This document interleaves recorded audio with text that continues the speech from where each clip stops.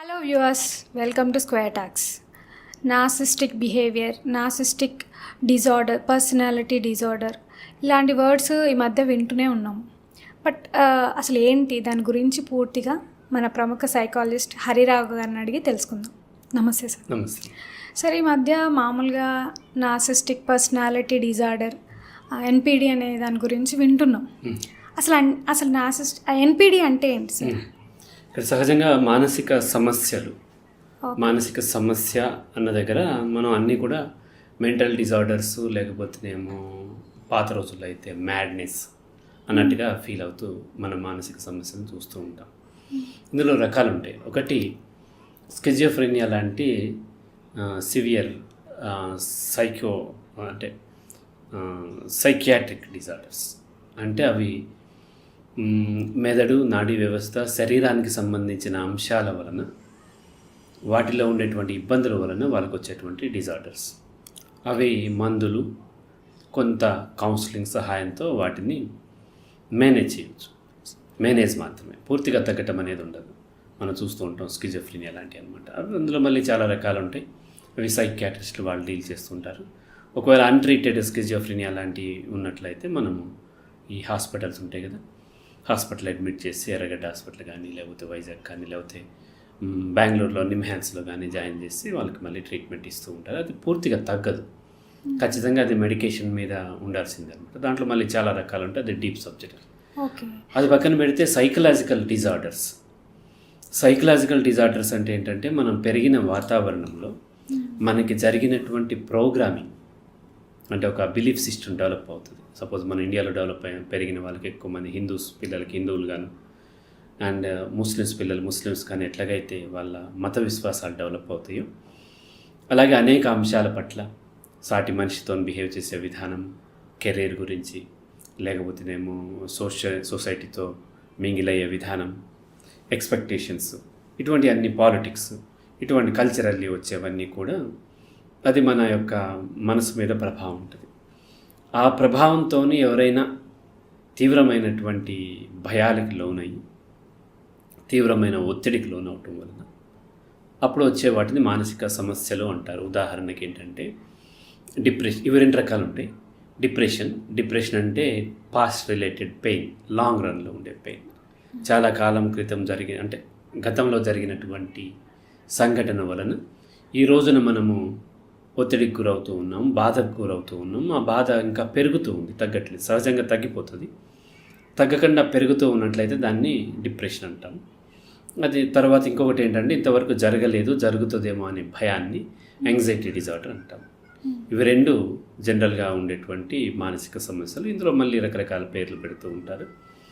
OCD అని, PTSD అని, ఫలానా సిండ్రోమ్, ఫలానా ఫోబియా, ఫలానా మ్యానియా, ఇట్లా రకరకాల పేర్లు పెడుతూ ఉంటారు. ఓసిడీలో కూడా మళ్ళీ రిలీజియస్ ఓసిడి అని, క్లీన్లీనెస్ ఓసిడి అని, ఇట్లా రకరకాల ఓసిడి, రిలేషన్షిప్ ఓసిడి అని, హెల్త్ ఓసిడి, మళ్ళీ దానికి మళ్ళీ పేర్లు, ఇలా పేర్లు చాలా, లేబుల్స్ చాలా ఉంటాయి అన్నమాట. వీటిని మానసిక సమస్యలు అంటాం, డిజార్డర్స్ అంటాం.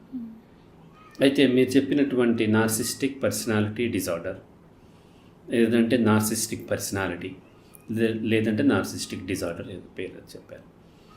ఇది personality disorders are different. Personality disorders వేరు, సైకలాజికల్ డిజార్డర్స్ వేరు.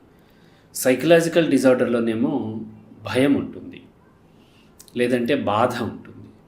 పర్సనాలిటీ డిజార్డర్లో భయం ఉండదు, వాళ్ళ వ్యక్తిత్వం అట్లా ఫామ్ అయింది. రెండింటికి తేడా ఉంది. అయితే పర్సనాలిటీ వేరు, మళ్ళీ పర్సనాలిటీస్ వేరు, డిఫరెంట్ పర్సనాలిటీస్ ఉంటాయి. ఇంట్రోవర్ట్ అని ఒకటి ఉంది, ఎక్స్ట్రావర్ట్ అని ఉంటుంది, రెండు ఆపోజిట్ ఉంటాయి. ఇవేమి డిజార్డర్స్ కావు, ఇవి రెండు డిఫరెంట్ పర్సనాలిటీస్ అంటే. అలాగే రకరకాల పర్సనాలిటీస్ ఉంటాయి. ఒక్కొక్క కాంటెక్స్ట్లో ఒక్కొక్క సైకాలజిస్ట్ ఎనలైజ్ చేసిన దాన్ని బట్టి పర్సనాలిటీని కేటగరైజ్ చేస్తూ ఉంటారు. ఇప్పుడు కొంతమంది ఫీలింగ్స్ డామినేట్ చేస్తుంటే, కొంతమందికి థింకింగ్ డామినేట్ చేస్తూ ఉంటుంది, కొంతమందికి ఇంట్యూషన్ డామినేట్ చేస్తుంటే, కొంతమంది సెన్సింగ్ డామినేట్. దాన్ని బట్టి పర్సనాలిటీస్, రకరకాల పర్సనాలిటీస్ పేర్లతో పిలుస్తూ ఉంటారు. Those are different. దాంట్లో correct personality, wrong personality, right wrong అంటూ ఉండదు. అది ఒక్కొక్క పర్సనాలిటీ ఒక్కొక్కటి. ఈ డిజార్డర్స్ వచ్చేసరికి, పర్సనాలిటీ డిజార్డర్స్ వచ్చేసరికి కొన్ని రకాలైన పర్సనాలిటీస్ వల్ల వాళ్ళకి కానీ, లేదంటే వాళ్ళతో నివసించే వారికి కానీ ఇబ్బంది అవుతూ ఉంటుంది. అందులో బాగా మనము పాపులర్గా వినేటువంటి వర్డ్ నార్సిస్టిక్ పర్సనాలిటీ డిజార్డర్. ఇది ఒక పర్సనాలిటీ డిజార్డర్. ఈ నార్సిస్టిక్ పర్సనాలిటీ డిజార్డర్ అంటే ఏంటి అని అంటే, ఆ వ్యక్తి ఎక్కువగా సెల్ఫ్ సెంట్రిక్గా ఉంటాడు. మనకి ఏదైనా సరే ఒక విషయాన్ని మనం అర్థం చేసుకోవాలంటే, మీరు మీ చుట్టూ ఉండేటువంటి విషయాల్ని అర్థం చేసుకోవాలంటే మీ గురించి కూడా మీకు ఒక ఇమేజ్ ఉండాలి, లేదా ఒక అండర్స్టాండింగ్ ఉండాలి. మీరు ఒక మార్కెట్కి వెళ్ళినప్పుడు, ఏంటమ్మాయి అట్లా చేసావని ఎవరో అన్నారు అనుకోండి, మీ గురించి మీకు ఒక అండర్స్టాండింగ్ ఉంటే, ఆమె చెప్పింది దానివల్ల నేను తప్పు చేశానా, లేకపోతే నన్ను తప్పుగా ఆమె జడ్జ్ చేస్తుందా తెలుస్తుంది. అంతే కదా? ఎందుకంటే రకరకాల కారణాలతో మిమ్మల్ని పాయింట్ చేయొచ్చు. ఒకటి మీరు పొరపాటు చేసి ఉండొచ్చు. 2 ఆమె పొరపాటుగా అర్థం చేసుకోవచ్చు కదా. ఇప్పుడు సహజంగా బాయ్ ఫ్రెండ్ గర్ల్ ఫ్రెండ్ ఉంటారు, వాళ్ళిద్దరి మధ్య కాన్ఫ్లిక్ట్స్ వస్తున్నాయి అనుకోండి. ఒకసారి అమ్మాయి ప్రాబ్లం ఉండి అతను నెగిటివ్గా రియాక్ట్ అవ్వచ్చు, లేదా అమ్మాయి కరెక్టే ఉంది కానీ అబ్బాయి తప్పుగా అర్థం చేసుకుని రియాక్ట్ అవ్వచ్చు. లేదంటే అతనికి తెలుసు అమ్మాయి బాగానే ఉంది, తనకు కూడా తెలుసు, కావాలని డిఫెన్స్లోకి నెట్టేస్తానికి ఆ అమ్మాయిని పాయింట్ చేయవచ్చు, అవుట్ ఆఫ్ జెలసీతో చేయవచ్చు. లేదంటే తను ఏదో వేరే హరీలో వేరే కారణం చేత, రకరకాల కారణాల చేత మిమ్మల్ని లేదా అమ్మాయిని పాయింట్ చేసే అవకాశాలు ఉంటాయి. అయితే ఆ అమ్మాయి తను ఏ కారణం చేత తను పాయింట్ చేశాడు, నా మిస్టేకా లేకపోతే బయట ఉందా మిస్టేక్, లేకపోతే తను డిప్రెషన్లో ఉన్నాడా, లేకపోతే తను జెలసీతో చేస్తున్నాడా, కావాలని డామినేటింగ్ చేయడం చేస్తున్నాడు అనేది అర్థం కావాలంటే ఫస్ట్ ఆ అమ్మాయికి తన గురించి తన అవగాహన కావాలి. అయితే లాస్ట్ టైం చెప్పినట్టుగా మనకు అన్నిటికంటే డిఫికల్ట్ ఏంటంటే, ప్రతి వ్యక్తి తన గురించి తను అర్థం చేసుకోవటం అనేది ఈ భూమి మీద అన్నిటికంటే గొప్ప టాస్క్. ఎందుకంటే అది అంత తేలిక కాదు. అండ్ కంప్లీట్ అన్బయాస్డ్గా ఎవరికి వాళ్ళు అర్థం చేసుకోవటం అనేది సాధ్యపడదు. ఎంతో కొంత బయాస్డ్ థింకింగ్ ఉంటుంది. ఎందుకంటే మనం ఇప్పుడు ఈ రిమోట్ని మనం చూస్తుంటే, మీరు చూస్తున్నా, నేను చూస్తున్నా, దాదాపుగా ఎగ్జాక్ట్గా లేకపోవచ్చు, దాదాపుగా ఒక విధంగానే ఉంటుంది.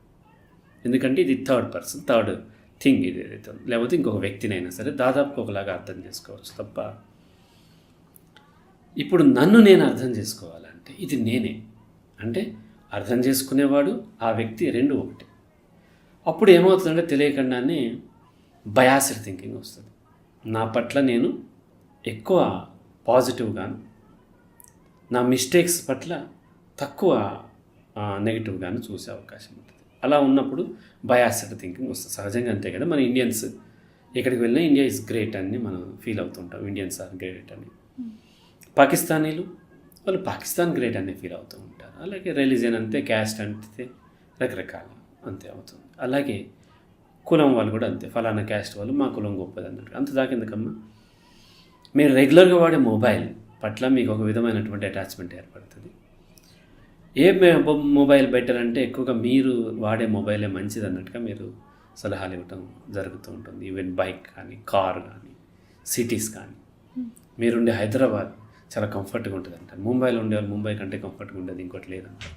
అలా కొంత బయాస్డ్గా థింక్ చేయటం అనేది సహజం. మనం మిషన్లు కాదు కాబట్టి సహజంగా థింక్ చేస్తాం.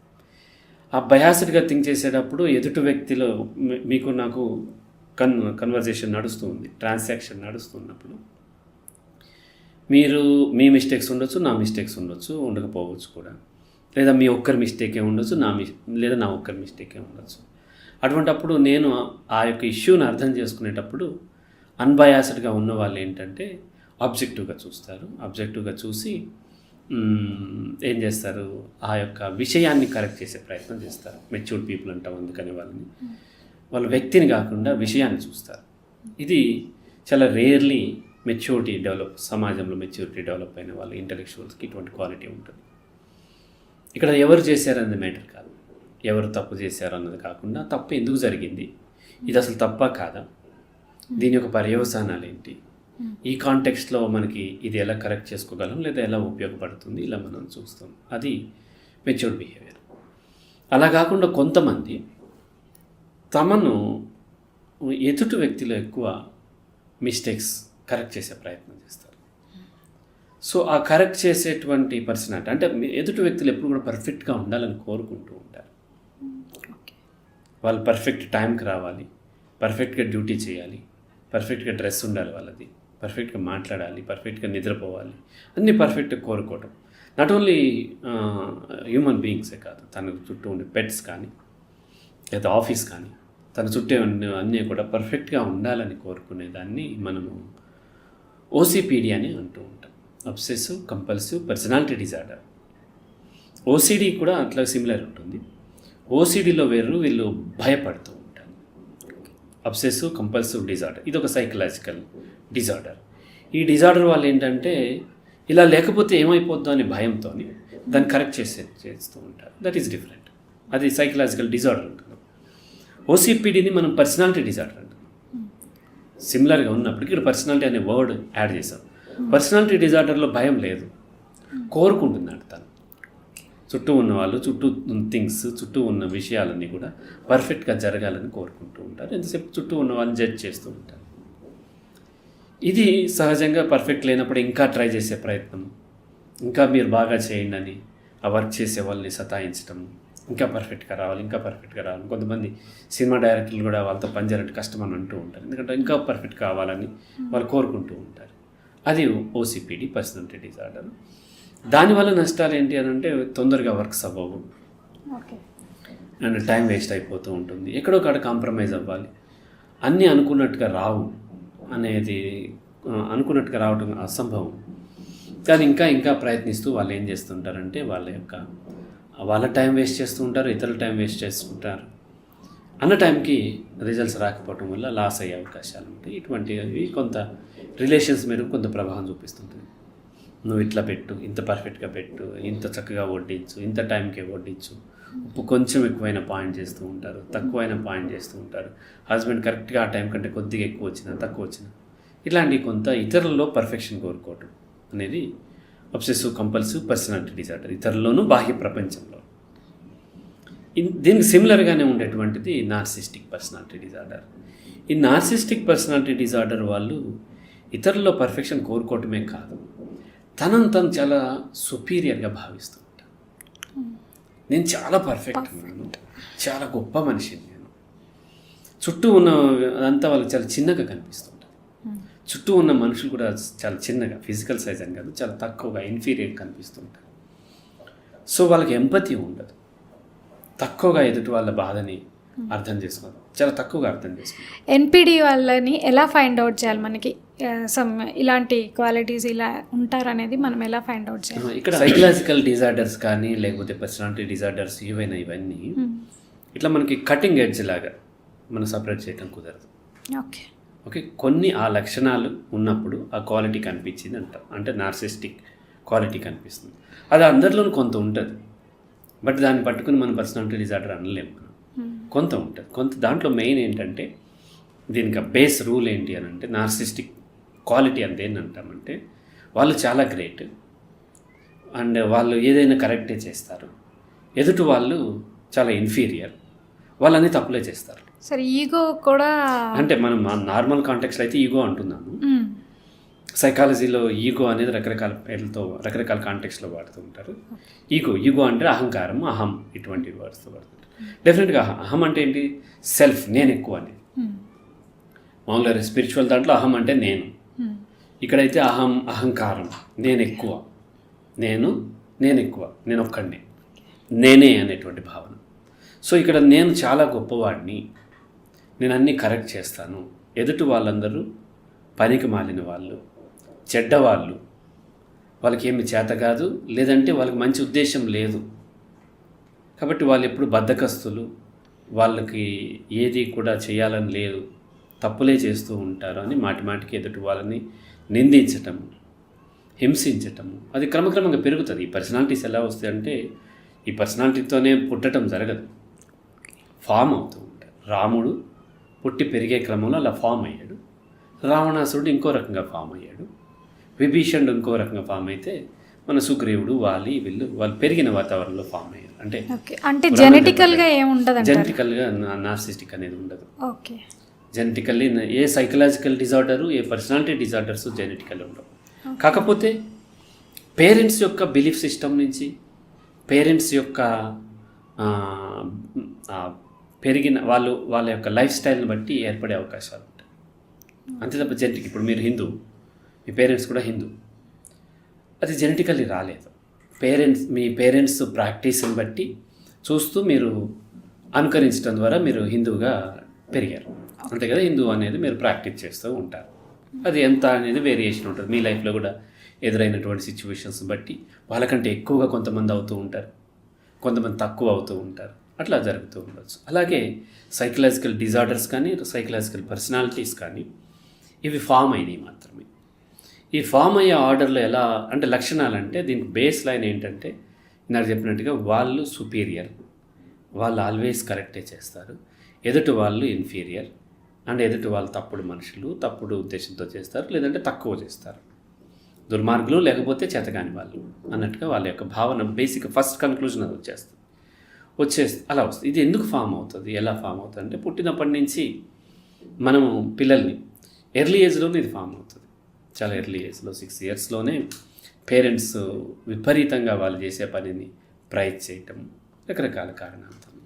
పేరెంట్స్ కాకపోతే చుట్టూ ఉన్న ఆయమ్మలు అమ్మమ్మలు ఉంటారు కదా, వాళ్ళ నాన్నతో ఏదైనా పని ఉందనుకోండి, ఈ పిల్లోడు అల్లరి చేసిన అతన్ని మాత్రం అబ్బాయి భలే చేసావే అంటూ ఉంటారు కదమ్మా. అలా చేసినప్పుడు అటువంటి రకరకాలైనటువంటి క్రమంలో అతనికి మెల్లగా తన సెల్ఫ్ అని అదే గారాబం అంటారు కదా సార్, అంటే అది దానికి లీడ్స్ టు గారాబం రకరకాలుగా వస్తువులు కొనియటం గారాబమే.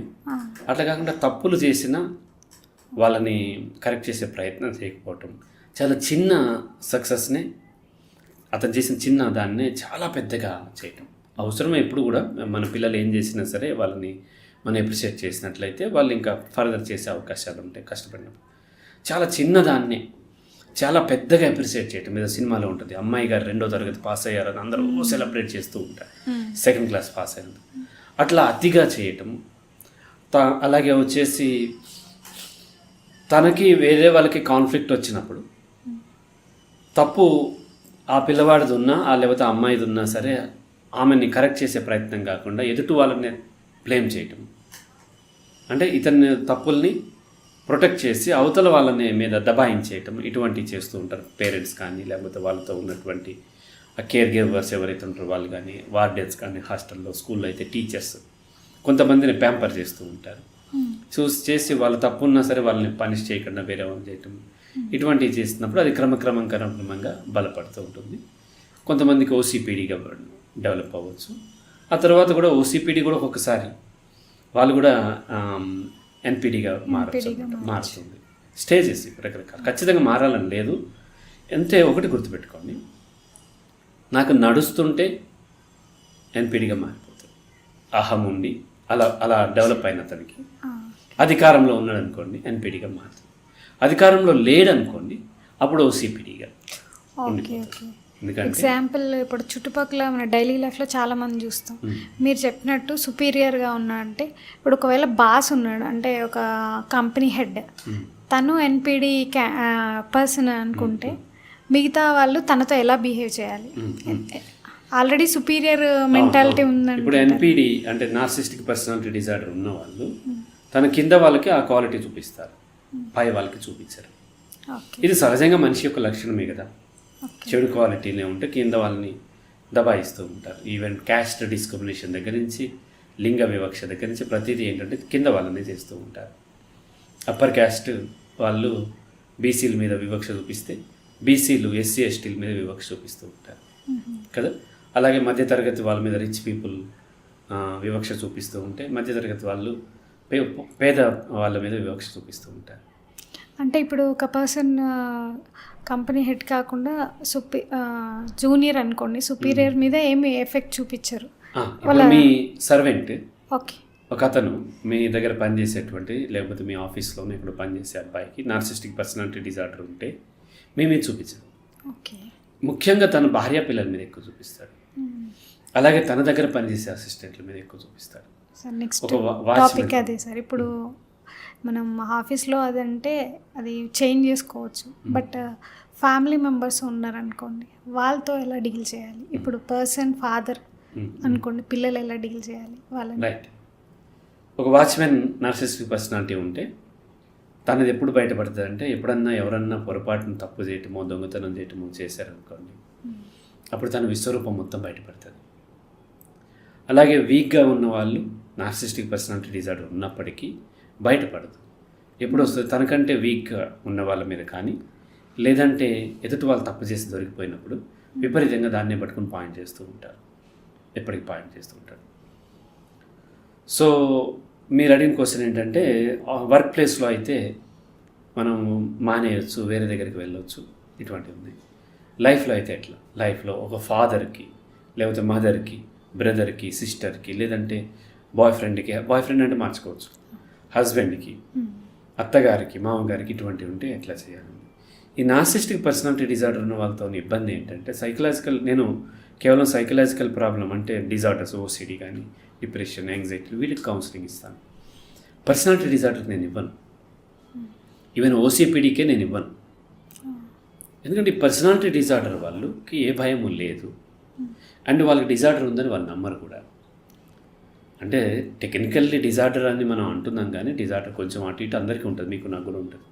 అలా కాకుండా దీనివల్ల ఇతరులు సఫర్ అవుతున్నారు, నువ్వు సఫర్ అవుతున్నావు. ఇప్పుడు సైకలాజికల్ డిజార్డర్ అనుకోండి, వాళ్ళు సఫర్ అవుతారు కాబట్టి వాళ్ళు వచ్చేస్తారు, వాళ్ళకి పెయిన్ తగులుతుంది. బట్ ఈ పర్సనాలిటీ డిజార్డర్ వేరే వాళ్ళకి పెయిన్ తగులుతుంది, వాళ్ళు తగలటలేదు కాబట్టి వాళ్ళు వెంటనే ఒప్పుకోరు అండ్ ఆర్గ్యూ చేస్తూ ఉంటారు. సో ఇట్లా చేస్తుంటారు కాబట్టి యూజువల్లీ నేను పర్సనాలిటీ డిజార్డర్ ఉన్న వాళ్ళకి కౌన్సిలింగ్ ఇచ్చే ప్రయత్నం చేయను. ఇవ్వచ్చు, కష్టం అవుతుంది, తొందరగా వాళ్ళు కన్విన్స్ అవ్వరు. ఇక నార్సిస్టిక్ పర్సనాలిటీ వాళ్ళు ఎట్టి పరిస్థితుల్లో దాదాపుగా వాళ్ళు కౌన్సిలింగ్కి రావటము, వాళ్ళ పర్సనాలిటీ డిజార్డర్ ఉందని ఒప్పుకోవటం కూడా చేయరు. కాబట్టి వాళ్ళకి కౌన్సిలింగ్ ఇచ్చి మార్చడం అనేది కుదరదు. వాళ్ళు ఎంతసేపు కావాలంటే కౌన్సిలర్ కూడా వాళ్ళు ఎలా ఉండాలో చెప్పగలుగుతారు, సైకాలజిస్ట్ కూడా చెప్పగలుగుతారు. వాళ్ళకి ఏమో నాలెడ్జ్ లేదని కదా, ఉంది, కానీ వాళ్ళ ప్రాబ్లం కొంతమందికి ఉంటుంది, అందరికీ ఉంటుందని కూడా లేదు. వాళ్ళు ఎదుటి వాళ్ళు చెప్పేదాన్ని చాలా మినిమైజ్ చేసి దాన్ని క్రిటిసైజ్ చేసి చూస్తూ ఉంటారు. వాళ్ళు చాలా పెద్దది చేసుకుని చూస్తూ ఉంటారు వాళ్ళ పర్సనాలిటీని. కాబట్టి వాళ్ళు కౌన్సిలింగ్కి రారు. ఇక లైఫ్లో ఉన్నట్లయితే లైఫ్లో కొన్ని రిలేషన్స్ బ్లడ్ రిలేషన్స్ ఉంటాయి, కొన్ని రిలేషన్స్ ఫ్రెండ్షిప్ లాంటివి ఉంటాయి, కొన్ని రిలేషన్స్ లీగల్ బాండ్, మ్యారేజ్ అనేది లీగల్ బాండ్, ఒక లీగల్ అగ్రిమెంట్లోకి వెళ్తున్నాం. అలాగే వర్క్ ప్లేస్లో కూడా దాదాపుగా లీగల్ బాండ్ లాంటివి. ఇటువంటివి ఉన్నప్పుడు మనము అంటే ఎగ్జిస్టెన్షియల్ కాంటెక్స్లో చెప్తున్నాను. దీనికి ఏమి వాళ్ళని హ్యాండిల్ చేయడానికి టిప్స్ ఏం లేవు. ఎందుకంటే మిమ్మల్ని మీరు హ్యాండిల్ చేసుకోవటమే. మనం టైం మేనేజ్మెంట్లో చెప్పినట్టుగా టైంని ఎలాగైతే మనం హ్యాండిల్ చేయలేము, అలాగే ఇతన్ని కూడా మనం హ్యాండిల్ చేయటం అనేది కుదరదు. ఇప్పుడు ఉన్నటువంటి రిలేషన్స్లో మనకి ముఖ్యంగా ఎక్కువ ఏంటంటే ఈ ఫ్రెండ్షిప్స్ అయితే మనం బ్రేక్ చేసుకుంటాము, బ్రేక్ చేసుకుని వేరే ఉంటాము. ఒకవేళ ఉండాల్సి వస్తే తక్కువగా ఇంటరాక్ట్ అవుతాము, వాళ్ళ మీద ఓవర్గా డిపెండ్ అయిపోకుండా తక్కువ ఇంటరాక్ట్ అయ్యి వాళ్ళతో మన ట్రాన్సాక్షన్ మినిమైజ్ చేసుకుంటాం. ఉన్నంతసేపు కొంత పర్ఫెక్ట్గా చేస్తాము. అండ్ వీళ్ళకి డిజార్డర్ ఉంది ఇట్లాగే చేస్తారని చెప్పి మనం కొంత పట్టించుకోకుండా వెళ్ళిపోవటం చేస్తాము. ఇంకా ఎక్కువ టార్చర్ పెడుతుంటే మనం ఏం చేస్తామంటే రిజైన్ చేయటం, అలా చేస్తాం. ఇక బ్లడ్ రిలేషన్ వచ్చేసరికి నేను బ్లడ్ రిలేషన్ అనట్లేదు, కానీ తప్పదు, కొంతకాలం మాత్రం రిలేషన్లో ఉండాలి. ఎవరు? ఫాదర్తో పాటు ఉండాలి. చిన్నపిల్లలకి పెద్ద పెయిన్ అనిపించదు, ఎంత నార్సిస్టిక్ ఉన్నా సరే వాళ్ళ వల్ల వీళ్ళ పర్సనాలిటీ ఫామ్ అవుతుంది తప్ప పెద్ద పెయిన్ అనిపించదు. ఎందుకంటే ఒకటి అర్థం, మొదట ఉన్న స్థితే మనకు కంటిన్యూ అవుతుంటే అది నెగిటివ్ అనిపించదు. చిన్నప్పుడే అమ్మాయి 3 years అప్పుడు మంటల్లో పడి సగం ముఖం కాలిపోయిన అమ్మాయి ఆ సగం ముఖంని మేకప్ చేసుకొని ఎలా చూపించుకోవాలి, ఇటువైపు నుంచి చూపించాలా, అటువైపు నుంచి చూపించాలా, అలా తను ప్రయత్నం చేస్తుంది. ఇంకెక్కడ ఒక చెయ్యి ఇరిగిపోయిన అమ్మాయి ఒక చెయ్యితోనే పెయింటింగ్ వేసి తను ఎలా బ్రతకాలి ఇవన్నీ చూస్తూ ఉంది కదమ్మా. అలా వికలాంగులు అంటే పుట్టుకతోనే ఒక అవయవం లేకపోవటం కాదు, వాళ్ళు మనలాగానే ఉంటారు. వాళ్ళేమి అంటే వాళ్ళకి అవసరం మనము ఎంపతితో ఉండాలి, కానీ వాళ్ళు ఏం బాధపడరు. ఫస్ట్ నుంచి అదే ఉంది. ఒక అవయవం లేకపోవటమే మనకి హ్యాండిక్యాప్డ్ అయితే, కోతికి తోక ఉంది, మనకు తోక లేదు, మనందరం హ్యాండిక్యాప్డే. కానీ మనం పుట్టుకతో తోక లేదు కాబట్టి తోకతో చేసే పనులు మనం చేతులతో చేసుకుంటూ ఉంటాం కాబట్టి మనకి ఇబ్బంది అవుతుంది. అలాగే ఒక చేత్తో ఉన్న వాళ్ళు ఒక చేత్తోనే వాళ్ళ లైఫ్ లీడ్ చేస్తారు, కానీ మధ్యలో వచ్చిన మార్పు భయంకరంగా వాళ్ళ లైఫ్ మీద ప్రభావం చూపిస్తుంది. ఒక 25 years 2 చేతులతో పెరిగిన వ్యక్తికి 25th ఇయర్లో తను ఒక చెయ్యి కట్ అయిపోయినట్లయితే ఒక చేతితో బ్రతకటం చాలా నాళ్ళు తను దానికి అలవాటు పడటానికి చాలా టైం పడుతుంది ఓకే. కదమ్మా. పుట్టుకతోనే వాళ్ళకి అతనికి తల్లిదండ్రులు లేరనుకోండి బాగానే బ్రతుకుతాడు. పుట్టుకతోనే తండ్రి లేరనుకోండి బాగానే బ్రతుకుతాడు. కొంతకాలం ఉండి చనిపోయినప్పుడు విపరీతమైన డిప్రెషన్ అలా వచ్చింది. అలాగే నార్సిస్టిక్ పర్సనాలిటీ డిజార్డర్ ఉన్నటువంటి లేదా నార్సిస్టిక్ పర్సనాలిటీ ఫాదర్ మదర్ ఉన్నప్పుడు వీళ్ళ సైకలాజికల్ పర్సనాలిటీ ఫామ్ అవటంలో ఇబ్బంది ఉంటుంది తప్ప అంత ఎక్కువ బాధపడరు. కానీ వీటన్నిటికంటే ముఖ్యమైనది ఏంటంటే లైఫ్ పార్ట్నర్లో వచ్చేసరికి చాలా బాధ. Yes sir. ఇప్పుడు మీరన్నట్టు అది మధ్యలో మనము ఒక 25 years పెరిగిన తర్వాత మధ్యలో వస్తుంది. మళ్ళీ మీరు అన్నట్టు సుపీరియర్ ఇన్ఫీరియర్ ఇక్కడ ఈక్వల్ అని చెప్తారు కదా. సో ఇప్పుడు అది వైఫ్కైనా ఉండొచ్చు, హస్బెండ్కైనా ఉండొచ్చు. సో ఉన్నప్పుడు వాళ్ళిద్దరిలో ఎలా ఎలా ఉంటుంది సార్, ఆ రిలేషన్ ఎలా ఉంటుంది? ఎవరికున్నా రెండో వ్యక్తికి ఇబ్బంది ఉంటుంది. బట్ వైఫ్కి ఉన్నప్పుడు కొన్ని ఛాన్సెస్ మేల్కి ఎక్కువ ఉంటాయి. అదే మేల్కి ఉన్నప్పుడు ఫీమేల్కి ఛాన్సెస్ కంపారిటివ్లీ తక్కువ ఉంటాయి. సార్ ఇప్పుడు విమెన్ ఈక్వల్గా ఉంటాయా సార్? లేకపోతే అంటే నేను కొన్ని స్టడీస్లో మెన్కి ఎక్కువ నార్సిస్టిక్ పర్సనాలిటీ డిజార్డర్ ఉంటుందని విన్నాను. అంటే మనము ఒకటి స్టడీస్ గురించి, రెండు మీరు చెప్పిన పాయింట్. స్టడీస్ అనేవి సైకాలజీలో ఎప్పుడు కూడా అబ్సల్యూట్ కాదు. ఫిజికల్ సైన్స్ లాగా అబ్సల్యూట్ కాదు. వాళ్ళు ఏవో కొన్ని శాంపిల్స్ తీసుకుంటారు, ఎక్కడో స్టడీ చేస్తారు. మీ విలేజ్లో అయితే ఒక శాంపిల్ కూడా తీసుకోరు కదా. అలాగే మన పల్లెటూరులోనూ లేకపోతే వేరే పేద దేశాలు ఉంటాయి, నైజీరియాలో ఎక్కడో, అక్కడన్నీ తీసుకోరు కదా. వాళ్ళు ఎక్కడో కొన్ని సొసైటీస్లో కొన్నిటిని తీసుకొని వాటిని స్టడీ చేసి చెప్పుండొచ్చు. అది కాబట్టి స్టడీస్ మీద కంప్లీట్ డిపెండ్ అవ్వలేము. అలాగే స్టడీస్ కొట్టిపడేయట్లేదు. లాజిక్ కూడా మనం దానికి వాడాల్సి ఉంటుంది. లాజికల్లీ మనం ఏమన్నాము అంటే ఇది అధికారం ఉంటే పెరుగుతుంది అన్నాం. ఆబ్వియస్లీ మేల్కి ఎక్కువ అధికారం, మన మేల్ డామినేటెడ్ సొసైటీ మొత్తం వరల్డ్ వైడ్గా. వెస్ట్రన్లో కంటే కూడా ఇండియాలో కొంత ఎక్కువ ఉండొచ్చు. ఇంకా కొన్ని అరబ్ కంట్రీస్లో ఇంకా మరింత ఎక్కువ కూడా ఉండొచ్చు. మత విశ్వాసాలను బట్టి, దాన్ని బట్టి, కల్చర్ని బట్టి అల్టిమేట్లీ మేల్కి అధికారం ఎక్కువ ఉంటుంది, అడ్వాంటేజెస్ ఎక్కువ ఉన్నాయి. కాబట్టి సహజంగా సర్వే చేయకపోయినా మనకు అర్థమవుతుంది ఏంటంటే మేల్కి పర్సనాలిటీ డిజార్డర్ ఎక్కువ ఉండే అవకాశం ఉంది. సమ్టైమ్స్ ఫీమేల్కి కూడా ఉంటుంది, ఫీమేల్కి కూడా ఉండొచ్చు. అంటే ఆ ఫీమేల్కి ఎలా వచ్చే అవకాశం ఉంది అని అంటే ఆ ఫీమేల్ తనకంటే చిన్న క్యాస్ట్ వాళ్ళని లేదంటే తనకంటే పేదవాళ్ళని వాళ్ళతోని కంపేర్ చేసి చిన్నప్పటి నుంచి ఆ ఫీమేల్ని ఎక్కువగా అప్రిషియేట్ చేయటం, తన తప్పుల్ని ఇందాక చెప్పినట్టుగా తప్పుల్ని తక్కువ చేసి చూపించడము, ప్రతిదానికి ఎదుటి వాళ్ళని పాయింట్ చేయటం, తన గార్డియన్స్ ఎవరైతే ఉన్నారో అది బయలాజికల్ పేరెంట్స్ కావచ్చు లేకపోతే వార్డెన్స్ కావచ్చు ఎవరైతే ఉన్నారో అట్లా చేసినప్పుడు ఫీమేల్ కూడా డెవలప్ అవ్వచ్చు. మనం చూస్తూ ఉంటాం బాగా రిచ్ పొలిటీషియన్స్ ఆడపిల్లలు ఎక్కువగా ఈ పర్సనాలిటీ ఉంటుంటుంది. మేల్కి అదే దాంట్లో ఉన్న మేల్ కూడా ఉండొచ్చు, మిడిల్ క్లాస్ నుంచి వచ్చిన మేల్ కూడా ఉండొచ్చు, సొంత కాళ్ళతో ఎదిగినటువంటి మేల్కి కూడా ఉండొచ్చు. సొంత కాళ్ళతో ఎదిగిన ఫీమేల్కి ఛాన్సెస్ తక్కువ ఉంటాయి, ఎందుకంటే తను ఎక్కువసార్లు సప్రెషన్ గురైంది కాబట్టి అమ్మాయికి, ఆమెకు తక్కువ ఉంటాయి. కానీ మేల్ డామినేట్ చేసుకుంటా దబాయించుకుంటా ఇవన్నీ దాటేసి వచ్చేసారు కాబట్టి అది కంటిన్యూ చేసే అవకాశాలు ఉన్నాయి. కాబట్టి ఖచ్చితంగా మీరు చెప్పినట్టుగా సర్వే చేసినా చేయకపోయినా మేల్కి కంపారిటివ్లీ లాజికల్లీ ఎక్కువ ఉండే అవకాశాలు ఉంటాయి. ఫీమేల్కి ఉన్నప్పుడు ఆమె ఎట్లా బిహేవ్ చేస్తుంది, ఫీమేల్కి ఉన్నటువంటి బలం ఇది మ్యారిటల్ లైఫ్లో. నేను చెప్పేది మ్యారిటల్ లైఫ్లో ఇప్పుడు మామూలు సోషల్ లైఫ్ లేకపోతే మన కొలీగ్స్లో ఫీమేల్కి అన్ని బలాలు ఉండవు, ఇద్దరు మేల్ ఫీమేల్ ఇద్దరు ఈక్వల్. కానీ మ్యారిటల్ లైఫ్ వచ్చేసి మీరు అన్నట్టు నచ్చకపోతే అవాయిడ్ చేయటము, జాబ్ రిజైన్ చేయటము, లేకపోతే వాళ్ళు తీసేయటము ఇంకోటి జరుగుతుంది. అది కూడా బాస్కి ఎక్కువ ఉంటుంది కదా. కొలీగ్స్ మీద చూపించలేరు. బాస్ చూపిస్తున్నప్పుడు మనకు నచ్చకపోతే మనము వేరే చూసుకోవటం తప్ప వేరే మార్గం లేదు. బట్ లైఫ్ పార్ట్నర్ దగ్గరకు వచ్చేసరికి ఫీమేల్కు తన యొక్క నార్సిస్టిక్ పర్సనాలిటీ ఉన్నట్లయితే ఫీమేల్ తనకున్న బలం ఏంటి అని అంటే ఎక్కువ వెర్బల్గా పోట్లాడటం ఉంటుంది, మాటలతోనే ఎక్కువ పోట్లాడటము, సతాయించటము, సాధించటము, అలగటము, ఎక్కువ ఆ మేల్ని ఇన్సల్ట్ చేస్తూ మాట్లాడటం. మేల్నే కాదు తన పిల్లల్ని కూడా ఇన్సల్ట్ చేస్తూ మాట్లాడటం, తన అత్తమామల్ని ఇన్సల్ట్ చేస్తూ మాట్లాడటం, అసలు మీరంతా వేస్ట్, మీ జాతీయ వేస్ట్ అన్నట్టు తీసిపడేయటం, ఇటువంటి మాట్లాడటం ఎక్కువ వెర్బల్గా ఉంటుంది. లేదంటే బాగా ఎక్స్ట్రీమ్ వెళ్ళిపోయినప్పుడు తను హామ్ చేసుకుంటా అని ఎమోషనల్ బ్లాక్మెయిల్ ఇటువంటి చేస్తూ ఉంటారు. దీనికి కాంట్రాస్ట్గా మేల్కి ఏంటంటే వెర్బల్ కంటే కూడా ఎక్కువ ఫిజికల్గా అబ్యూజ్ చేయటం, బ్యాడ్ వర్డ్స్ వాడటం, అండ్ ప్రతి దాంట్లో పాయింట్ చేస్తూ ఉంటారు, అరుస్తూ ఉంటారు. వీళ్ళు కూడా వాళ్ళ అరుపు వేరు, వీళ్ళు అరవటం వేరు, బ్యాడ్ వర్డ్స్ వాడటము, అండ్ ఫిజికల్గా ఎక్కువ అబ్యూజ్ చేస్తూ ఉంటారు. సో అలాగే వచ్చేసి రకరకాల ఫైనాన్షియల్ అబ్యూజ్ చేస్తూ ఉంటారు, సెక్షువల్లో కూడా అబ్యూజివ్గా బిహేవ్ చేస్తూ ఉంటారు. అంటే ఎదుటి వాళ్ళకి పెయిన్కి గురి చేయాలి. ఫీమేల్ చేయలేదు. ఇప్పుడు సెక్స్లో చూసినట్లయితే మేల్కి పెయిన్కి గురి చేయాలని ఉండదు, ఎందుకంటే ఫీమేల్ సబ్మిసివ్ రోల్లో ఉంటుంది. కాబట్టి ఏం చేస్తామే, వెర్బల్గా తన యొక్క పొటెన్షియాలిటీనో దేన్నో ఛాలెంజ్ చేస్తూ అని అవమానిస్తూ ఉండొచ్చు.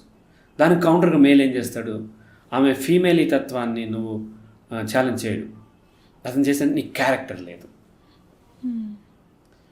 నువ్వు మల్టిపుల్ రిలేషన్స్ ఉన్నాయి, లేదంటే ఫిజికల్గా ఆమెను కొట్టటము, సెక్స్లో కూడా హింసిస్తూ ఉంటారు చాలామంది, ప్రైవేట్ పార్ట్స్లో కొట్టటము, లేదా గట్టిగా పీసుకేయటము, కొరికేయటము, గోళ్ళబెట్టి రక్కటము, ఇటువంటి కావాలని, అంటే సెక్స్ ప్లెజర్ కోసం కాదు, ఆమెను పెయిన్కి గురి చేయటం ద్వారా ఇతను ఒక విన్ అయినటువంటి ఫీలింగ్ అనమాట. అట్లా మేల్లో అయినట్లయితే శారీరకంగా అండ్ అదర్ అబ్యూస్, అంటే డబ్బులు ఇవ్వకుండా, తనకి కనీస అవసరాలకి డబ్బులు, తన దగ్గర మొత్తం ఫైనాన్షియల్ పవర్ పెట్టుకుంటాడు. ఒక్కొక్కసారి భార్య దగ్గరే కాదు, తన తమ్ముళ్ళకి, చెల్లెళ్ళకి, వాళ్ళందరికి కూడా పవర్ ఈయన దగ్గర పెట్టుకుంటాడు. ఉమ్మడి కుటుంబాల్లో ఒక్కొక్కరి దగ్గర నార్సిస్టిక్ ఉన్న వాళ్ళు ఏం చేస్తుంటే మొత్తం పవర్ తన దగ్గర పెట్టేసుకుంటాడు. కనీస అవసరాలకి ఇవ్వడు. తన భార్యకేమో తన తమ్ముడికేమో చదువుకోవడానికి పెట్టుబడి పెట్టాడు, కానీ తన భార్యకి పెద్ద బంగారం కొనిస్తూ ఉంటాడు. ఇట్లా తన బామ్మర్తికి ఇంకోటి ఏదో చేస్తూ ఉంటాడు. అంటే ఇక్కడ వీళ్ళ సీరియస్ అవసరాలు కూడా వాళ్ళకి పని. అలాగే తన మరదలు ఏదో చదువుకుంటా అంటుంది, మినిమం దాన్ని ఖర్చు పెట్టాడు. ఉమ్మడి కుటుంబం కదా, అది ఎందుకు ఇప్పుడు లేదంటాడు. నెక్స్ట్ మంత్ వాళ్ళ భార్యకు ఒక వడ్డానం కొనుక్కొస్తాడు. ఇట్లాంటివన్నీ మనకు కనిపిస్తుంటాయి. ఏంటి సార్, అక్కడ కూడా ఏదైనా లాభం ఆశించే చేస్తారా వేరే వాళ్ళకి? లాభం అంటే వాళ్ళకి అనవసరం, వాళ్ళకి ఆమె చదువుకోవడం వేస్ట్ అనిపిస్తుంది. ఓకే, దానికంటే బంగారం వస్తుంది కదా. అంటే వీళ్ళు సెల్ఫ్ లవ్ ఎక్కువ అని చెప్పారు కదా, అంటే ఒకరు సెలెక్టివ్గా హెల్ప్ చేయడానికి రీజన్ ఏముంటుంది సార్? సెలెక్టివ్ కాదు, తను కాకపోతే తన వాళ్ళు. సెల్ఫ్ అనేది నేను అంటే నేను, నా ఆలోచన, తర్వాత నా శరీరము, తర్వాత నా ఫ్యామిలీ. కంపారిటివ్లీ నేను నా వైఫ్ అంటే అప్పుడు నేను ఉమ్మడి కుటుంబంలో నేను అనేది నా తర్వాత ఎక్స్టెంట్ అవుతుంది కదా, నా వైఫ్, నా పిల్లలు. కాబట్టి నా మరదల నా వైఫా అంటే నా వైఫే నేను కదా. కాబట్టి మరదలకి లేకపోతే తమ్ముడికి, అన్నకు చేసేదానికంటే తన ఫ్యామిలీకి ఎక్కువ చేసుకుంటూ ఉంటారు. ఇలా ఉమ్మడి కుటుంబాల్లో ఉంటాయి. ఇక అలా కాకుండా మన మామూలుగా ఇప్పుడు ఉన్నటువంటి కుటుంబాల్లో అయితే భార్యాభర్తల పిల్లలు ఉన్నప్పుడు భార్యను ఎక్కువ ఫిజికల్గా అబ్యూజ్ చేయటము, ఫైనాన్షియల్గా అబ్యూజ్ చేయటము, వెర్బల్గా కూడా అబ్యూజ్ ఉంటుంది. ఆమె వెర్బల్ అబ్యూజ్ ఏమో నాగింగ్ ఉంటుంది ఎక్కువ, ఇతను వెర్బల్ అబ్యూజ్ ఏమో క్యారెక్టర్ లేదన్నట్టుగా మాట్లాడటము. అండ్ ఇటువంటి ఆమె బాధపడాలి. ఆమె బాధపడకపోతే ఏం చేస్తారంటే ఆమె ఎక్కువగా గౌరవిస్తున్న వ్యక్తుల్ని, చాలామంది నా క్లయింట్స్ లైక్ పేరెంట్స్ అనుకోవచ్చు, ఫాదర్ని, అలాగే వచ్చేసి వాళ్ళు ఎక్కడో ఎవరినో రోల్ మోడల్గా తీసుకుంటారు. చాలామంది నా క్లయింట్స్ నన్ను చాలా గౌరవిస్తూ ఉంటారు కదా. భర్తకి ఇష్టం లేకుండా కౌన్సిలింగ్ తీసుకునే వాళ్ళని, భర్త ఏం చేస్తారంటే కొంతసేపు ఆమెని మాటలన్నా ఆమె లొంగట్లేదు అన్నప్పుడు, అప్పుడు హరి రాఘవ్ గారిని అంటాం మొదలు పెడతారు.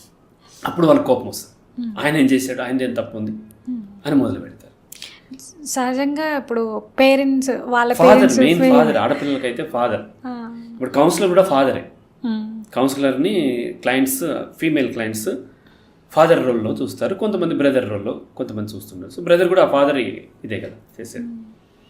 కాబట్టి ఈ అమ్మాయి అతన్ని ఎక్కువ గౌరవిస్తుంది. అది ఫాదర్ కావచ్చు, కౌన్సిలర్ కావచ్చు, లేకపోతే మరొక ఎవరో ఆమెకి ఇచ్చేటువంటి గైడెన్స్ ఇచ్చేవాళ్ళు ఎవరో ఉంటారు కదా, వాళ్ళని అంటూ మొదలు పెడతారు. లేకపోతే సమ్టైమ్స్ మదర్ని కూడా, ఆ అమ్మాయి మదర్ని ఎక్కువ, నా మదర్ వల్లే నేను ఇలా ఉన్నాను అని కొంతమంది మదర్ని కానీ బ్రదర్ని కానీ, అలాగే తన సినిమా హీరోల్ని, తన పొలిటికల్ లీడర్స్ని, తను ఎవరో పవన్ కళ్యాణ్ అమ్మాయి ఇష్టపడుతుంటే ఆ అమ్మాయి ఎంత లొంగకపోతే పవన్ కళ్యాణ్ 3 పెళ్ళిళ్ళు చేసుకున్నాడనో ఇంకోటో ఏదో ఒకటి పాయింట్ చేస్తూ, అట్లా అల్టిమేట్లీ తన పార్ట్నర్ ఎవరైతే ఉన్నారో ఆమె ఇన్ఫీరియర్ అయిపోవాలి, ఇతను అప్పర్ హ్యాండ్ అయిపోవాలి. దాంట్లో అనేక రకాలుగా physical abuse, mental abuse, financial abuse జరుగుతూ ఉంటుంది. అలాగే ఇట్లాగా తనకి ఇష్టమైన వాళ్ళు చేయటం, తన చదువు వేస్ట్ అంటాం, తన ప్రొఫెషన్ని తిట్టడం. అంటే ఒక మనిషి కోపం ఎప్పుడు వస్తుంది అంటే తనని అన్నదానికంటే తను దేంతో ఐడెంటిఫై అవుతున్నారు, దాన్ని క్రిటిసైజ్ చేస్తే ఎక్కువగా మనం రియాక్ట్ అవుతూ ఉంటాం. అది క్యాస్ట్ కావచ్చు. ఇప్పుడు ఇంటర్ క్యాస్ట్ మ్యారేజ్లో క్యాస్ట్ని కూడా తెలుస్తూ ఉంటారు. క్యాస్ట్ ఎందుకంటే క్యాస్ట్ని తిడితే వెంటనే కోపం వస్తుంది. ఇంటర్ క్యాస్ట్ని చేసుకున్నారు, స్టిల్ ఆ క్యాస్ట్ని పెట్టి మిమ్మల్ని తిట్టినప్పుడు ఎక్కువ కోపం వస్తుంది. పేరెంట్స్తో కానీ ప్రొఫెషన్ కూడా. ఇప్పుడు హరిరాఘవ్ వేస్ట్ అన్న దానికంటే కూడా సైకాలజీ వేస్ట్ అంటే నాకు ఎక్కువ కోపం వస్తుంది, రైట్? అలాగే పేరెంట్స్ని తిట్టినప్పుడు ఎక్కువ, ఎందుకంటే పేరెంట్స్ ద్వారా మనం వచ్చాం. పేరెంట్స్ అనేది మనకంటే ముఖ్యమైనది మనకి. అలాగే వచ్చేసి మన ఐడెంటిటీ వేరే దాంతో ఫలానా పొలిటికల్ పార్టీని తన ఐడెంటిటీగా కొంతమంది చూపిస్తూ ఉంటారు. అప్పుడు ఆ పొలిటికల్ పార్టీని తిట్టినట్లయితే చాలా కోపం వచ్చేస్తుంటుంది.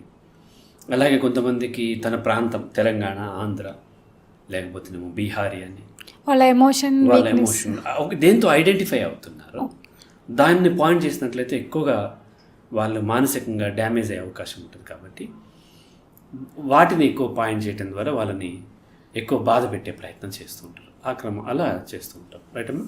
Okay sir. అయితే ఇప్పుడు వైఫ్ అండ్ హస్బెండ్లో వైఫ్ నాగింగ్ ఉంటుందండి. కొంతమంది మేల్లో కూడా అలాంటి పర్సనాలిటీస్ మనం చూస్తుంటాం.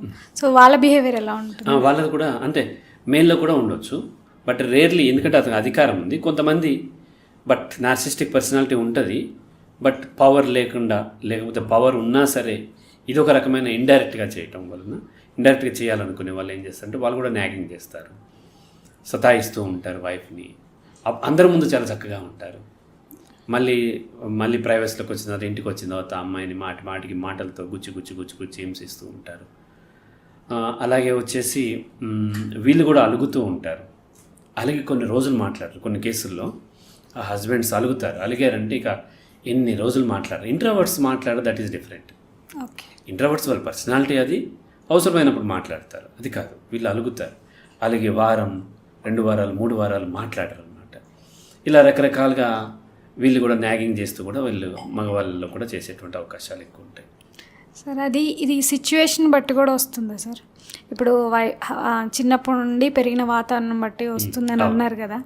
సో ఇప్పుడు హస్బెండ్ అలా ఉన్నారనుకోండి, ఈ సిచ్యువేషన్ ఫేస్ చేయలేని వాళ్ళు కూడా హెసిటేట్ అవ్వటము, లేకపోతే ఇలాంటి డిజార్డర్కి ఏమన్నా లీడ్ లీడ్ అవుతుందంటారా? అంటే పెరిగిన వాతావరణం, ఇప్పుడు మీకు ఎంతో 30లో ఉంటారు, మీరు 30 ఎంతో ఉంటుంది. మీకు పెరిగిన వాతావరణం అంటే బాల్యము, టీనేజ్, 20s. నేను 50sలో ఉన్నాను.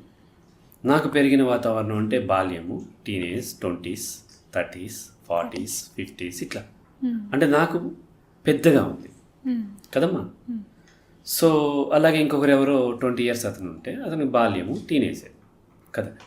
అందరికీ పెరిగిన వాతావరణమే. కానీ ఈ పర్సనాలిటీ అనేది, ఏ పర్సనాలిటీ అయినా, అది డిజార్డర్ కావచ్చు, నార్మల్ పర్సన్, ఒక వ్యక్తి యొక్క వ్యక్తిత్వం అనేది నిరంతరం మారుతూనే ఉంటుంది, నిరంతరం అప్డేట్ అవుతూ ఉంటుంది.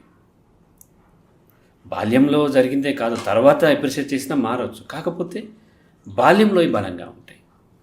బాల్యంలో అంతా బాగానే ఉంది, మంచి పర్సనాలిటీ ఏర్పడిన తర్వాత కూడా. సో పెరిగిన వాతావరణంలో అంటే తర్వాత, బాల్యం తర్వాత టీనేజ్లో ఒక వ్యతిరేకత జరిగినప్పుడు కొంత మార్పు రావచ్చు. కానీ బాల్యంలో అది చాలా బలంగా ఉంటుంది. ఓకే, అది పర్సనాలిటీ డిజార్డర్ కావచ్చు, లేకపోతే సైకలాజికల్ డిజార్డర్ కావచ్చు. ఆ తర్వాత 20sలో కూడా వచ్చే అంశాలను బట్టి కొంత మనుషులు మారుతూ ఉంటారు. అయితే ఆ మార్పు యొక్క పర్సంటేజ్ తక్కువ ఉంటుంది. ఇప్పుడు నాకు 47 years అప్పుడు ఎప్పుడో దారుణమైన నెగిటివ్ సంఘటనలు వచ్చినాయి అనుకోండి, దాని ప్రభావం చాలా తక్కువ ఉంటుంది. ఎందుకంటే 47 years వరకు బాగానే ఉంది కాబట్టి ఇప్పుడు అది చాలా మినిమం ఉంటుంది. వెంటనే మారిపోయి కసి పెంచేసుకుని సమాజం మీద, మనుషుల మీద చేసుకోవడం జరగదు. కానీ ఆ 4-5 years అబ్బాయికి అటువంటి ఏర్పడినప్పుడు వెంటనే పెంచేసుకుంటాడు. తర్వాత ఎంత పాజిటివ్ వచ్చినా ఆ నెగిటివ్ డామినేట్ చేస్తుంది. ముందు వచ్చిన సమాచారం మన మనసుల్ని బలంగా ప్రభావితం చేస్తుంది. అంటే ముందు వచ్చిన అనుభవాలు, ఎప్పుడైతే ముందు అనుభవాలు ఈ నార్సిస్టిక్ పర్సనాలిటీ వచ్చేలాగా జరిగినాయి అనుకోండి, తర్వాత అతను ఎంత కంట్రోల్ చేసే ప్రయత్నం చేసినా అదే కంటిన్యూ అవుతూ ఉంటుంది. అలాగే ముందు వచ్చిన అనుభవాలు సైకలాజికల్ డిజార్డర్స్ వచ్చేలాగా, యాంగ్జైటీ డిజార్డర్స్ వచ్చేలాగా వాళ్ళకి ఫామ్ అయిందనుకోండి, తర్వాత ఎంత మనం సపోర్ట్ ఇస్తున్నా సరే వాళ్ళు అదే కంటిన్యూ అయ్యే అవకాశాలు ఉంటాయి. మారుతుంది, చాలా తక్కువగా మారుతుంది. ఓకే. సరే, అదే మీరు చెప్పినట్టు ఫ్యామిలీలో చిన్నప్పటి నుండి ఉన్నప్పుడు మనం అంత ఎఫెక్ట్ అనిపించదు మనకి, బట్ ఒక రిలేషన్ అయితే స్ట్రాంగ్గా అది ఇన్ఫ్లుయెన్స్ ఉంటుంది. మీరు అన్నట్టు మార్చుకోవాలని ట్రై చేస్తారు. అది ప్రాసెస్ ఏం చేయాలి సార్ వాళ్ళని మార్చాలంటే? అంటే ప్రాసెస్ కొంత వయసు వచ్చిన తర్వాత సహజంగా మ్యారిటల్ లైఫ్లో ఎక్కువగా మిగతా అన్నీ బ్రేక్ చేసుకోవచ్చు. తల్లి కొడుకు కావాలంటే రేపటి నుంచి సపరేట్ అయిపోవచ్చు, తండ్రి కూతురైనా సపరేట్ అవ్వచ్చు, అన్నదమ్ములు సపరేట్ అవ్వచ్చు, అక్క చెల్లెలు సపరేట్ అవ్వచ్చు, జాబ్ మానేయచ్చు. బట్ ఒకటే రిలేషన్ డైవోర్స్ తీసుకునేది చట్టపరంగానే వ్యతిరేక అవ్వాలి. అదొకటి ఏంటంటే మ్యారేజ్ ఒకటే, ఎందుకంటే లీగల్గా ఎంటర్ అయ్యాం, ఒక అగ్రిమెంట్, లీగల్గా ఒక అగ్రిమెంట్.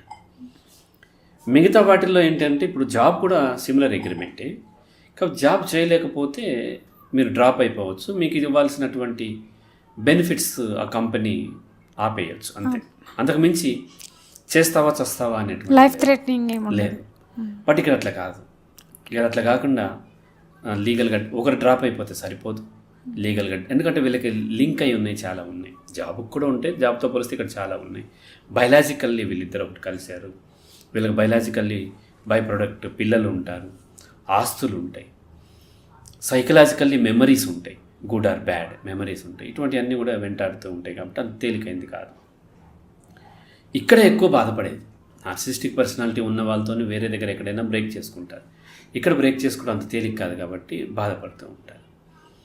అయితే నార్సిస్టిక్ పర్సనాలిటీ కానివ్వండి, ఏదైనా కానివ్వండి, ఒక వ్యక్తితోని ఇంకొకరికి ఇబ్బంది అవుతుంది అన్నప్పుడు అది డీల్ చేసేటువంటి విధానం ఏంటి?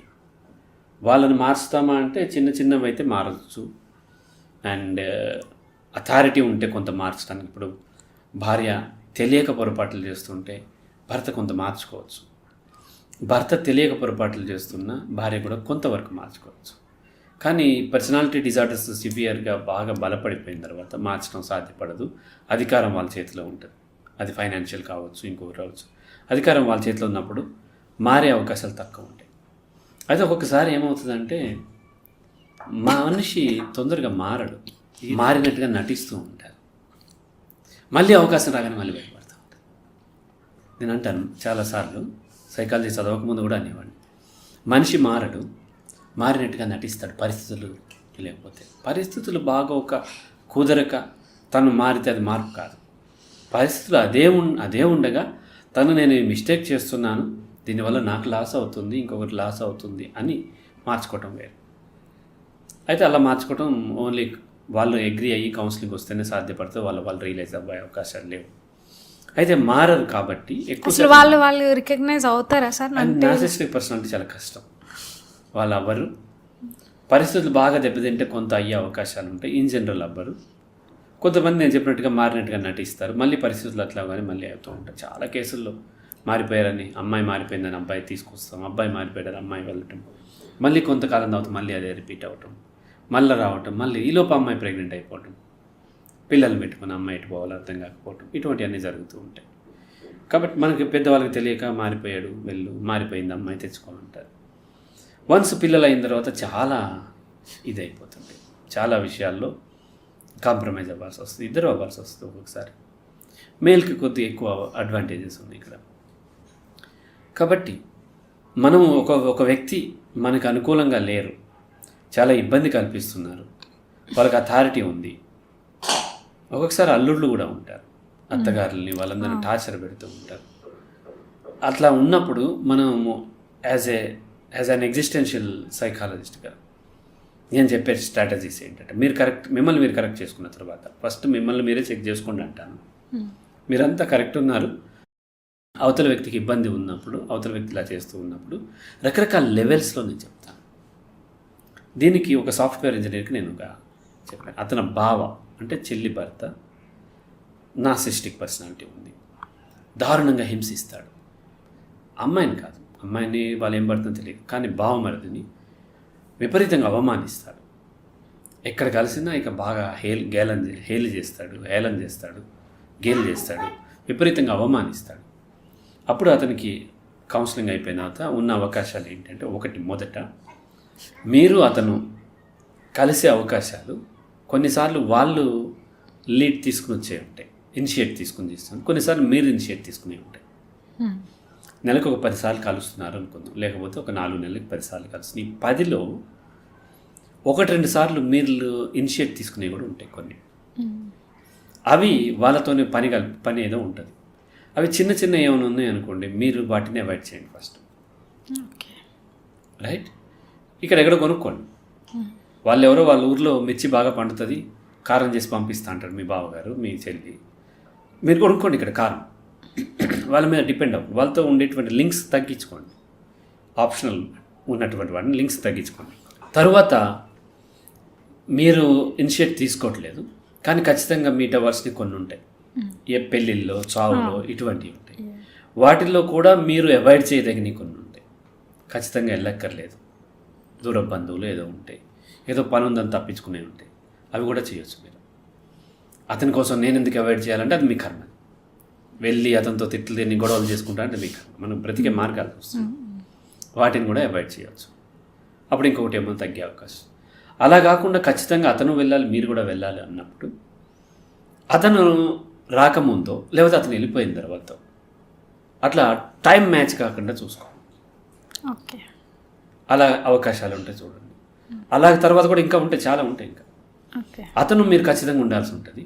వీలైన తక్కువ మాట్లాడండి, సమాధానాలని వాళ్ళకి చెప్పేసేసి పెంచకుండా వచ్చే ప్రయత్నం చేయండి. అతను ట్రై చేస్తాడు, మీరు అతని ట్రాప్లో పడకండి. అతను తెలిసి చేయట్లేదు, అతని పర్సనాలిటీ అది. ఏదో ఒకటి కామెంట్ చేస్తాడు, ఏదో ఒకటి చేస్తాడు. కాబట్టి మీకు తెలుసు కాబట్టి మీరు దాంట్లో ఫ్యూయల్ యాడ్ చేయకుండా పట్టించుకోకుండా వచ్చే ప్రయత్నం చేయండి. అది కూడా దాటిన తర్వాత ఇంకా ఇన్సల్ట్ చేస్తున్నప్పుడు చెప్పండి, బావా ఇట్లా నాకు అంటాం ఇష్టం లేదు అని పొలైట్గా చెప్పండి. మీ చెల్లికి కూడా చెప్పండి, బావను కూడా నువ్వు వీలైనంతవరకు చేయకని. అది కూడా దాటిన తర్వాత కూడా కొన్ని ఉంటాయి అన్నప్పుడు గట్టిగా చెప్పండి. అది కూడా కాలేదనుకోండి, లాగి చెంప మీద కొట్టండి. అది కూడా కావట్లేదు, ఇంకా ఉన్నప్పుడు కిచెన్లోకి పోయి రోకల్ బండి తీసుకొచ్చి, అంటే మీరు చెప్పి వాళ్ళు సుపీరియర్ అని ఫీల్ అవుతారు కదా సార్. ఇక్కడ నేను చెప్పిన స్ట్రాటజీస్లో మీరు ఇక్కడ ఎగ్జిస్టెన్షియలిజంలో ఇది చేయమని నేను చెప్పలే. ఏదైనా చేసేటువంటి ఫ్రీడమ్ మీకు ఉంది, ఇవి అవకాశాలు. బట్ వీటి ప్రతి దానితో కాన్సిక్వెన్సెస్ వస్తాయి. మీరు అవాయిడ్ చేసినప్పుడు నువ్వు రావట్లేదని వాళ్ళు అంటారు, పొద్దునుంచి వెళ్ళిపోతే కలవలేదని ఎవరో అంటారు. అలాగే బావకు చెప్పడంతో కోపం రావచ్చు, లాగి చెంప మీద కొడితే ఆ హింస అంతా నీ చెల్లి మీద పెట్టవచ్చు. నువ్వు కొట్టే ప్రయత్నం చేస్తే కేసు పెట్టవచ్చు, చంపేస్తే నీకు యావజ్జీవ శిక్ష పడవచ్చు. వీటిల్లో ఏదైతే ఫ్లెక్సిబుల్ ఉందో, ఎంతవరకు అయితే నువ్వు రెస్పాన్సిబిలిటీకి నువ్వు రెడీ అవుతావో అది తీసుకోవాలి.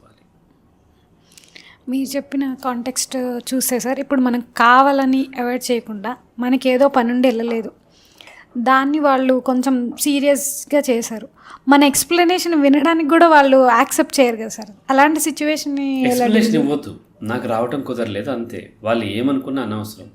నెక్స్ట్ వాళ్ళు మీతో ఎప్పుడు మంచిగా ఉంటారు, కేవలం మీ అవసరం ఉంటేనే. నేను ఇక్కడ ఏమంటానంటే, ఎవరు ఈ భూమి మీద మీ ఎక్స్ప్లెనేషన్ వినడానికి పుట్టరు కూడా, ఎవరు వినరు కూడా.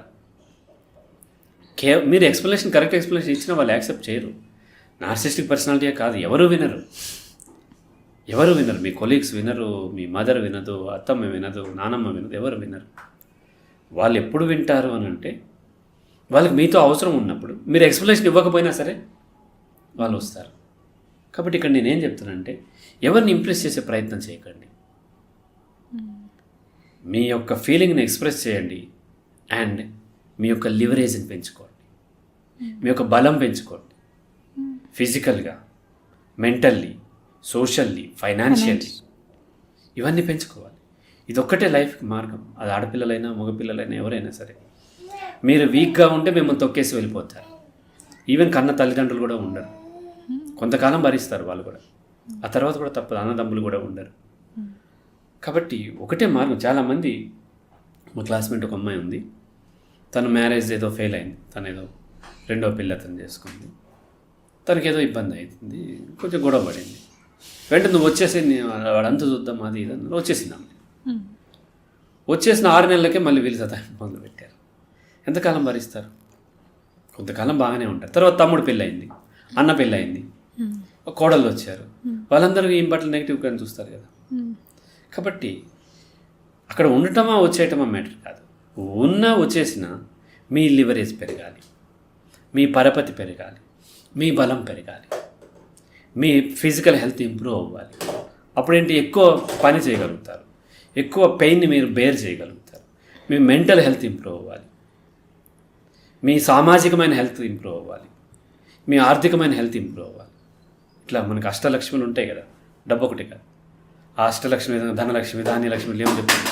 అవన్నీ కూడా మీరు ఎప్పుడైతే మీ దగ్గర ఉందో నార్సిస్టిక్ పర్సనాలిటీ వాళ్ళు కూడా వచ్చి మళ్ళీ మామూలుగా ఉండే అవకాశాలు పెరుగుతాయి. వస్తారని గ్యారంటీ లేదు. ఇంత చేసినా రాలేదు సార్ అమ్మాయి అంటే రావాలని ఏం లేదు. ఎప్పుడు కూడా స్పెసిఫిక్ పర్సన్ ఇంప్రెస్ చేసే ప్రయత్నం చేయండి. మీ బలం పెంచుకుంటే ఒకరు కాకపోతే 14 మంది మీకు లొంగుతారు. Okay, right. కాబట్టి లైన్ ఒకటి, ఫస్ట్ మీ బలం పెంచుకోవటం. అక్కడ డీల్ చేసేటప్పుడు ఎంతవరకు వెళ్తే ఆ వచ్చే కాన్సిక్వెన్సెస్ నేను ఫేస్ చేస్తాను, దాని వరకు రెడీ. వాళ్ళు చేంజ్ గారు, వాళ్ళని ఆర్గ్యూ చేయకుండా మనని మనం ప్రొటెక్ట్ చేసుకోవాలి. ఎగ్జాక్ట్లీ. ఎగ్జిస్టెన్షియలిజంలో లిమిటేషన్ అనే ఒక వర్డ్ ఉంటుంది. కొన్ని మన పరిధిలో ఉంటాయి, కొన్ని మన పరిధిలో ఉండవు. వాళ్ళు చేంజ్ అవటం మన పరిధిలో లేనటువంటి అంశం కదమ్మా. అది వాళ్ళ ఇష్టం, వాళ్ళ చాయిస్, అది వాళ్ళ రైట్ కూడా. నాకు జరిగే నష్టాన్ని నేను కాంపన్సేషన్ అడగటమా, లేకపోతే బ్రేక్ చేసుకోవటమా, లేకపోతే లీగల్గాను, లేకపోతే సోషల్గాను, ఎథికల్గాను ఎలా ఫైట్ చేయాలనేది నేను చూసుకుంటాను తప్ప వాళ్ళలో మార్పు నేను కోరుకోవట్లేదు. ఓకే సార్, మీరు చెప్పినట్టు మనం బ్రేక్ చేసుకోవచ్చు, ఫైనాన్షియల్గా స్ట్రాంగ్. ఇప్పుడు నవేడేస్ అయితే అందరూ మెన్ ఉమెన్ అందరూ ఈక్వల్గా జాబ్స్ చేస్తున్నారు. అదే హోమ్ మేకర్గా ఉన్న వాళ్ళ పరిస్థితి, example wife normal, husband narcissistic behaviour ఉంది, తను ఏం బయటికి వెళ్ళి ఏం పని చేయలేదు, మీరు అన్నట్టు ప్రూఫ్ చేసుకోవడానికి తనకి ఛాన్సెస్ లేవు. అలాంటి వాళ్ళు ఎలా డీల్ చేయాలి? ఇక్కడ నేచర్కి హోమ్ మేకరా లేకపోతే వర్కింగ్ ఉమెన్ అనేది ఉండదు. ఓకే, ఎవరైనా సరే నేనేమంటానంటే మీ యొక్క డెసిషన్ ఎప్పుడు కూడా, అంటే మీరంటే ఎవరైతే సఫర్ అవుతున్న వ్యక్తి యొక్క డెసిషన్ 2 ఉన్నాయి. ఒకటి, ఎవరైతే సఫర్ చేస్తున్నారో వాళ్ళతో కంటిన్యూ అవ్వటం. రెండవది, ఎవరైతే సఫర్ అవుతున్నారో వాళ్ళ నుంచి సపరేట్ అవ్వటం. అంతే కదా. ఈ రెండిట్లో ఏది తీసుకోవాలనేది, రెండిట్లోనూ లాస్ ఉంటుంది. ఫస్ట్ అర్థం చేసుకో. కంటిన్యూ అవ్వటంలో లాస్ ఉంటుంది, బ్రేక్ చేసుకోవటంలో లాస్ ఉంటుంది. ఒక అమ్మాయి తన భర్త వేరే అమ్మాయితోని సెక్షువల్ రిలేషన్లో ఉన్నటువంటి వీడియో తనకి రీచ్ అయింది. తనకు రీచ్ అయినప్పుడు తను దాన్ని అక్కడి నుంచి ఆమె నాకు డైవోర్స్ ఇచ్చేయడానో లేకపోతే సూసైడ్ చేసుకుంటానో ఏదో తను డిప్రెషన్లోకి వెళ్ళిపోయి ట్రై చేస్తుంది. ఆల్రెడీ భర్త నూతులో తోయాలని చూస్తున్నాడు. అది తోసే పనిలాగా నీవు దూకేస్తే ఏం లాభం కదా.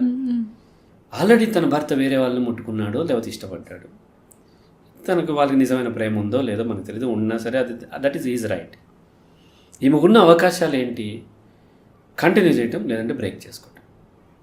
కంటిన్యూ చేస్తే తన భర్తతో పాటు ఎవరో రిలేషన్లు ఉంటాయి, ఇన్ ఫ్యూచర్ వేరే వాళ్ళతో ఉండొచ్చు, అవి ఈమెను హర్ట్ చేస్తాయి. హర్ట్ చేయకుండా భరించినా అతను వచ్చి ఈ అమ్మాయికి అక్కడ ఏదో HIV లేదా తీసుకొచ్చి ఈ అమ్మాయికి అంటించవచ్చు. ఇటువంటి ఆస్తి అంతా వాళ్ళకి పుట్టిన బిడ్డలకు రాసేయచ్చు.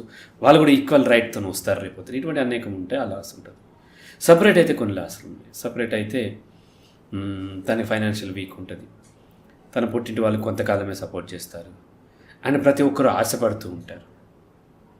పిల్లలకి సరైన ఫాదర్ లేనటువంటి పిల్లలన్నా సరే కొన్ని ఇబ్బందులు ఏర్పడుతుంటాయి. ఇటువంటి కొన్ని ఉండొచ్చు. ఈ రెండిట్లో ఏది తక్కువ లాస్ అవుతుందో అది చూజ్ చేసుకోవాలి. కౌన్సిలింగ్ అంటే డెసిషన్ చెప్పటం కాదు, ఉన్న ఆప్షన్స్లో కంప్లీట్లీ ఉన్నటువంటి దాంట్లో ఉన్నటువంటి అడ్వాంటేజెస్ డిసడ్వాంటేజెస్ లాజికల్లీ వివరించి వాళ్ళని దాంట్లోంచి డెసిషన్ తీసుకునేలాగా చేయటం. ఏ డెసిషన్ తీసుకున్నా దాదాపుగా ఈక్వల్ లెవెల్ ఇబ్బందులు ఉంటాయి.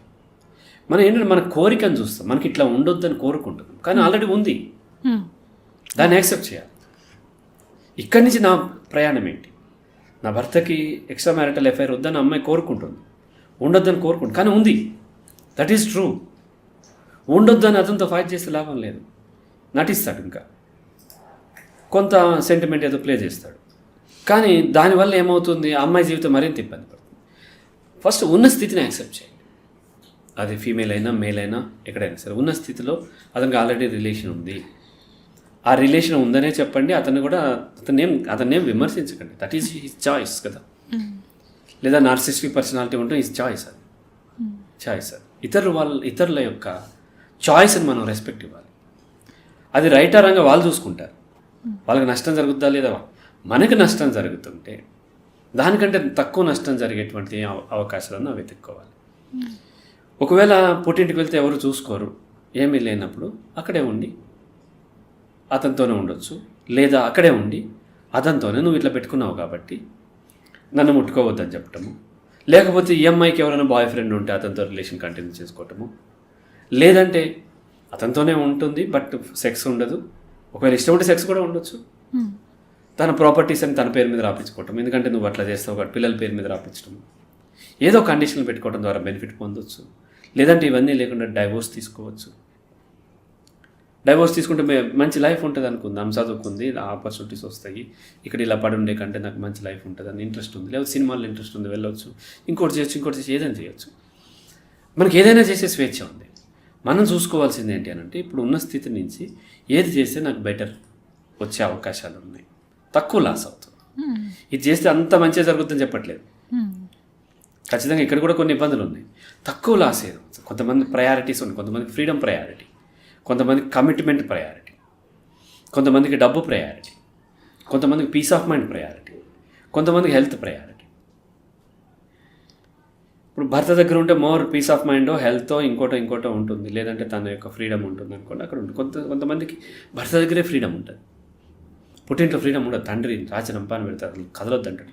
పెళ్ళి అయిన తర్వాత ఈ అమ్మాయి కొంచెం జీన్స్ వేసుకోవటమో ఏదో మొదలుపెట్టింది, భర్త యాక్సెప్ట్ చేశాడు. అటువంటిప్పుడు వెళ్ళి మళ్ళీ వాళ్ళ నాన్న దగ్గరికి వెళ్ళి బొట్టు పెట్టుకో, ఇట్లా చెయ్యి, అట్లా చెయ్యి, లేకపోతే ఇక్కడి నుంచి వెళ్ళకూడదు, ఇట్లా అంటుంటే దానికంటే ఇది బెటర్ అనుకున్నప్పుడు ఇక్కడ కంటిన్యూ చేయవచ్చు. అలా మనం ఎనలైజ్ చేసుకోవాల్సింది ఏంటంటే, ఉన్న అవకాశాలు ఏంటి, ఉన్న ఇబ్బందులు ఏంటో చూసుకుని ఆ అవకాశాలని మనం ఎనలైజ్ చేసుకుని ఇప్పటికే ఆ డెసిషన్ కూడా పర్మనెంట్ అవ్వాల్సిన పని లేదు. ఒక అమ్మాయి నాగపూర్ నుంచి వచ్చింది అంటే, నేను మార్చి చెప్తూ ఉంటాను, పేర్లు అవి మార్చి చెప్తూ ఉంటాను.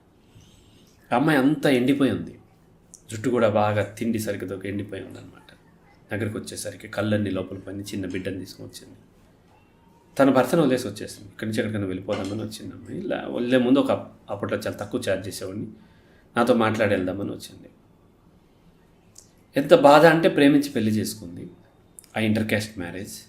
దాంట్లో తన బిడ్డకి తన పాలు కూడా ఇవ్వనివ్వట్లేదు, ఇస్తే నీ దరిద్రపోయి, అంటే క్యాస్ట్ లోయర్ క్యాస్ట్ కాబట్టి ఓకే, అలాగే ఆ బిడ్డకి పేడ పూసి స్నానం చేయటం, ఇటువంటి ఏమవుతుంది, ఆమె భయపడిపోతుంది. తన భర్త కూడా చాలా హింస పెడుతున్నాడు, ఎవరైనా సపోర్ట్ ఇస్తారేమో అన్నట్టుగా తను వదిలేసి వచ్చేసింది.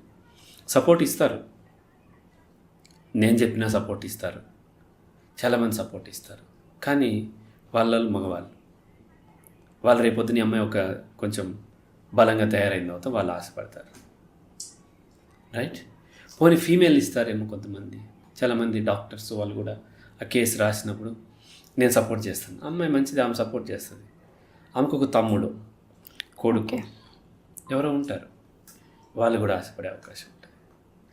అంటే ఇంట్లో కుక్క కరుస్తుంది కాబట్టి రోడ్డు మీద తిరిగే కుక్కలు పాలన పడాల్సిన అవసరం లేదు, రైట్? ఈ అమ్మాయి ఏదో పిహెచ్డీ ట్రై చేస్తుంది, లాస్ట్ టైం వచ్చిన తన భర్త ఒప్పుకోలేదు, ఇంకో 6 monthsలో మళ్ళీ వస్తుంది. అప్పటిదాకా నువ్వు వెళ్ళిపో, నీ భర్త దగ్గరికి వెళ్ళిపో, అక్కడే ఉండు, గట్టిగా తిను, నీ బిడ్డకి తిండి ఎక్కువ పెట్టు, ఎందుకంటే బయటకు వెళ్ళాలని నీకు బలం కావాలి. అండ్ దొంగతనంగానే తిను, లాక్కునైనా తిను, ఏదో ఒక విధంగా నువ్వు బలంగా ఉండు, అతనితో నువ్వు ఉండు. అతను భర్తగా నువ్వు యాక్సెప్ట్ చేయలేకపోయినా నీకు ఒక సెక్యూరిటీ గార్డ్గా ఉండు. సెక్స్ అడుగుతాడు కదా, ఇన్నాళ్ళు మరి సెక్స్ ఉంది కదా, కాబట్టి నీకు వీలంతవరకు నేను ఇందాక చెప్పిన స్ట్రాటజీ, ఎస్కేప్ అవ్వు, హెల్త్ బాగాలేదను, డేట్ ఉందని, ఇంకోటను ఆఫ్టర్ 10 timeలో ఒక దాదాపుగా 7-8 నువ్వు ఎస్కేప్ కాగలుగుతావు, మిగతా నువ్వు భరించు. బయట ఎవడో ఇష్టం లేనోడు మీద పడే కంటే కూడా ఇది కొంత మనకి ఇక్కడ లాభం ఉంటుంది, ఇక్కడ కూడా పెయినే కాదనట్లేదు, ఇక్కడ కొంత నీకు రేపొద్దున లాభం వస్తుంది. నీ భర్తలో ఇన్నాళ్ళు ఉంది, కొత్తదేం కాదు, అతనితో బిడ్డను కూడా కన్నావు కాబట్టి మెల్లమెల్లగా నువ్వు పుంజుకున్న తర్వాత వన్స్ నీకు సీట్ వచ్చింది, అక్కడ జాబ్ వచ్చేసింది, ఏదో పిహెచ్డీ జీతానికి వచ్చింది, ఎంతో కొంత అమౌంట్ వస్తుంది అనుకున్నప్పుడు అప్పుడు చక్కగా కాలుతో తన్నేసేసి వెళ్ళిపో. అంటే ఒక గాజు పాత్ర ఉంది, ఈ పాత్రను ఎలాగో పగలగొట్టాలనుకుంటా. ఈ పగలగొట్టేలోపు ఎంత వీలైతే అంత వాటర్నో ఇంకో దానికో వాడుకో. అంతేగాని పగలగొట్టాలి కాబట్టి ఇప్పుడు పగలగొట్టేసేస్తాను నేను అంటే చేతిలో ఏ పాత్ర లేనప్పుడు వేరే వాళ్ళు మీ దగ్గర అడ్వాంటేజ్ తీసుకునే అవకాశం ఉంటుంది. కాబట్టి డెసిషన్ ఎప్పుడు కూడా ఏది మోర్ అడ్వాంటేజ్ అవుతుంది, మోర్ సెక్యూర్ ఉంటుందో చూసుకుని దాన్ని తీసుకుని మళ్ళీ అవసరమైతే దాన్ని మార్చుకుని నెక్స్ట్ స్టెప్కి వెళ్ళాలి. ఫర్ ఎవర్ డెసిషన్ ఎప్పుడు ఉండదు, ఇదే డెసిషన్ కరెక్ట్ ఇలాగే చేయాలని ఉండదు. అవకాశాలను బట్టి మార్చుకుంటూ ఉంటాం. అప్పటికి ఇది కరెక్ట్ అనిపించింది, దీంట్లో వీళ్ళంతా ఫైట్ చేస్తుంటాం. అలాగే రైట్ డెసిషన్ రాంగ్ డెసిషన్ కూడా ఉండదు. ఏ డెసిషన్ రైట్ డెసిషన్. ఒక ఆయన అడిగాడు, సడన్లీ ఒక రోజున ఇట్లా కౌన్సిలింగ్ ఉన్నప్పుడు నెంబర్ ఆఫ్ టైమ్స్ కాల్ చేస్తుంటే క్లయింట్ నేను లిఫ్ట్ చేస్తూ ఉంటాను. చేస్తుంటే ఏంటంటే సార్ నాకు అర్జెంటుగా మాట్లాడాలన్నాడు. చెప్పండి అంటే తను చాలా కాలం నుంచి ఒక ఫ్యాక్టరీలో జాబ్ చేస్తున్నాడు ఆపరేషన్ మేనేజర్గా. మంచి శాలరీ కూడా వస్తుంది, తన పిల్లలు ఇంజనీరింగ్ చదువుకుంటున్నారు, మంచి ఫీజులు కడుతున్నారు, అన్నీ చేస్తున్నారు. బట్ సడన్లీ తన ఎవరైతే ఓనర్స్ ఉంటారో వాళ్ళు ముసలి వాళ్ళు అయిపోయారు. వాళ్ళ తర్వాత వాళ్ళ పిల్లలు దానికి వచ్చారు. ఇతను ముందే పెరిగారు ఆ పిల్లలు కొద్దిగా ఇంగ్లీష్ నేర్చుకుని ఇవన్నీ ఉంటాయి కదా, ఆ మార్కెటింగ్ మేనేజర్లు వాళ్ళు వచ్చి వాళ్ళని మేనేజ్ చేసేస్తూ ఇతన్ని బాగా అటాక్ చేస్తున్నారు. దాంతో ఇతను చాలా అవమానపడుతున్నాడు. జాబ్ మానేయాలని బీపీ పెరిగిపోతుంది. తన కళ్ళ ముందు పెరిగిన వాళ్ళే అన్ని మాటలు అంటుంటే చేస్తే చేయలేకపోతే లేదు, అదేంటి ఇదేంటి అని పాయింట్ చేసేస్తాను, తట్టుకోలేకపోతున్నాడు. లాంగ్ లీవ్ పెట్టి తను ఉన్నప్పుడు సడన్లీ తనకు మధ్యాహ్నం మెలకు వచ్చింది, గుండె డబ్బా కొట్టుకుంటుంది, భయం వేస్తుంది. దాని గురించి అడిగాడు, నేను మానేయటం రైట్ డెసిషనా రాంగ్ డెసిషనా అని అడిగాడు. ఇక్కడ రైట్ రాంగ్ డెసిషన్స్ ఉండవు. మానేస్తే కొన్ని అడ్వాంటేజెస్ ఉంటాయి. మానేస్తే ఆ బీపీ పెరగదు, heart problems Rao, but financial problems వస్తాయి. తను రోజు ఫిజికల్ ఎక్సర్సైజ్ చేసుకుని ఫిజికల్ హెల్త్ని కాపాడుకోవచ్చు, ఫైనాన్షియల్ ప్రాబ్లమ్స్ వస్తాయి. పిల్లలకి సరైన కాలేజీలో సీట్ రాదు అంటే డబ్బు కట్టలేడు కాబట్టి కొంత ఎడ్యుకేషన్ మీద ఇబ్బంది ఉండే అవకాశం ఉంది.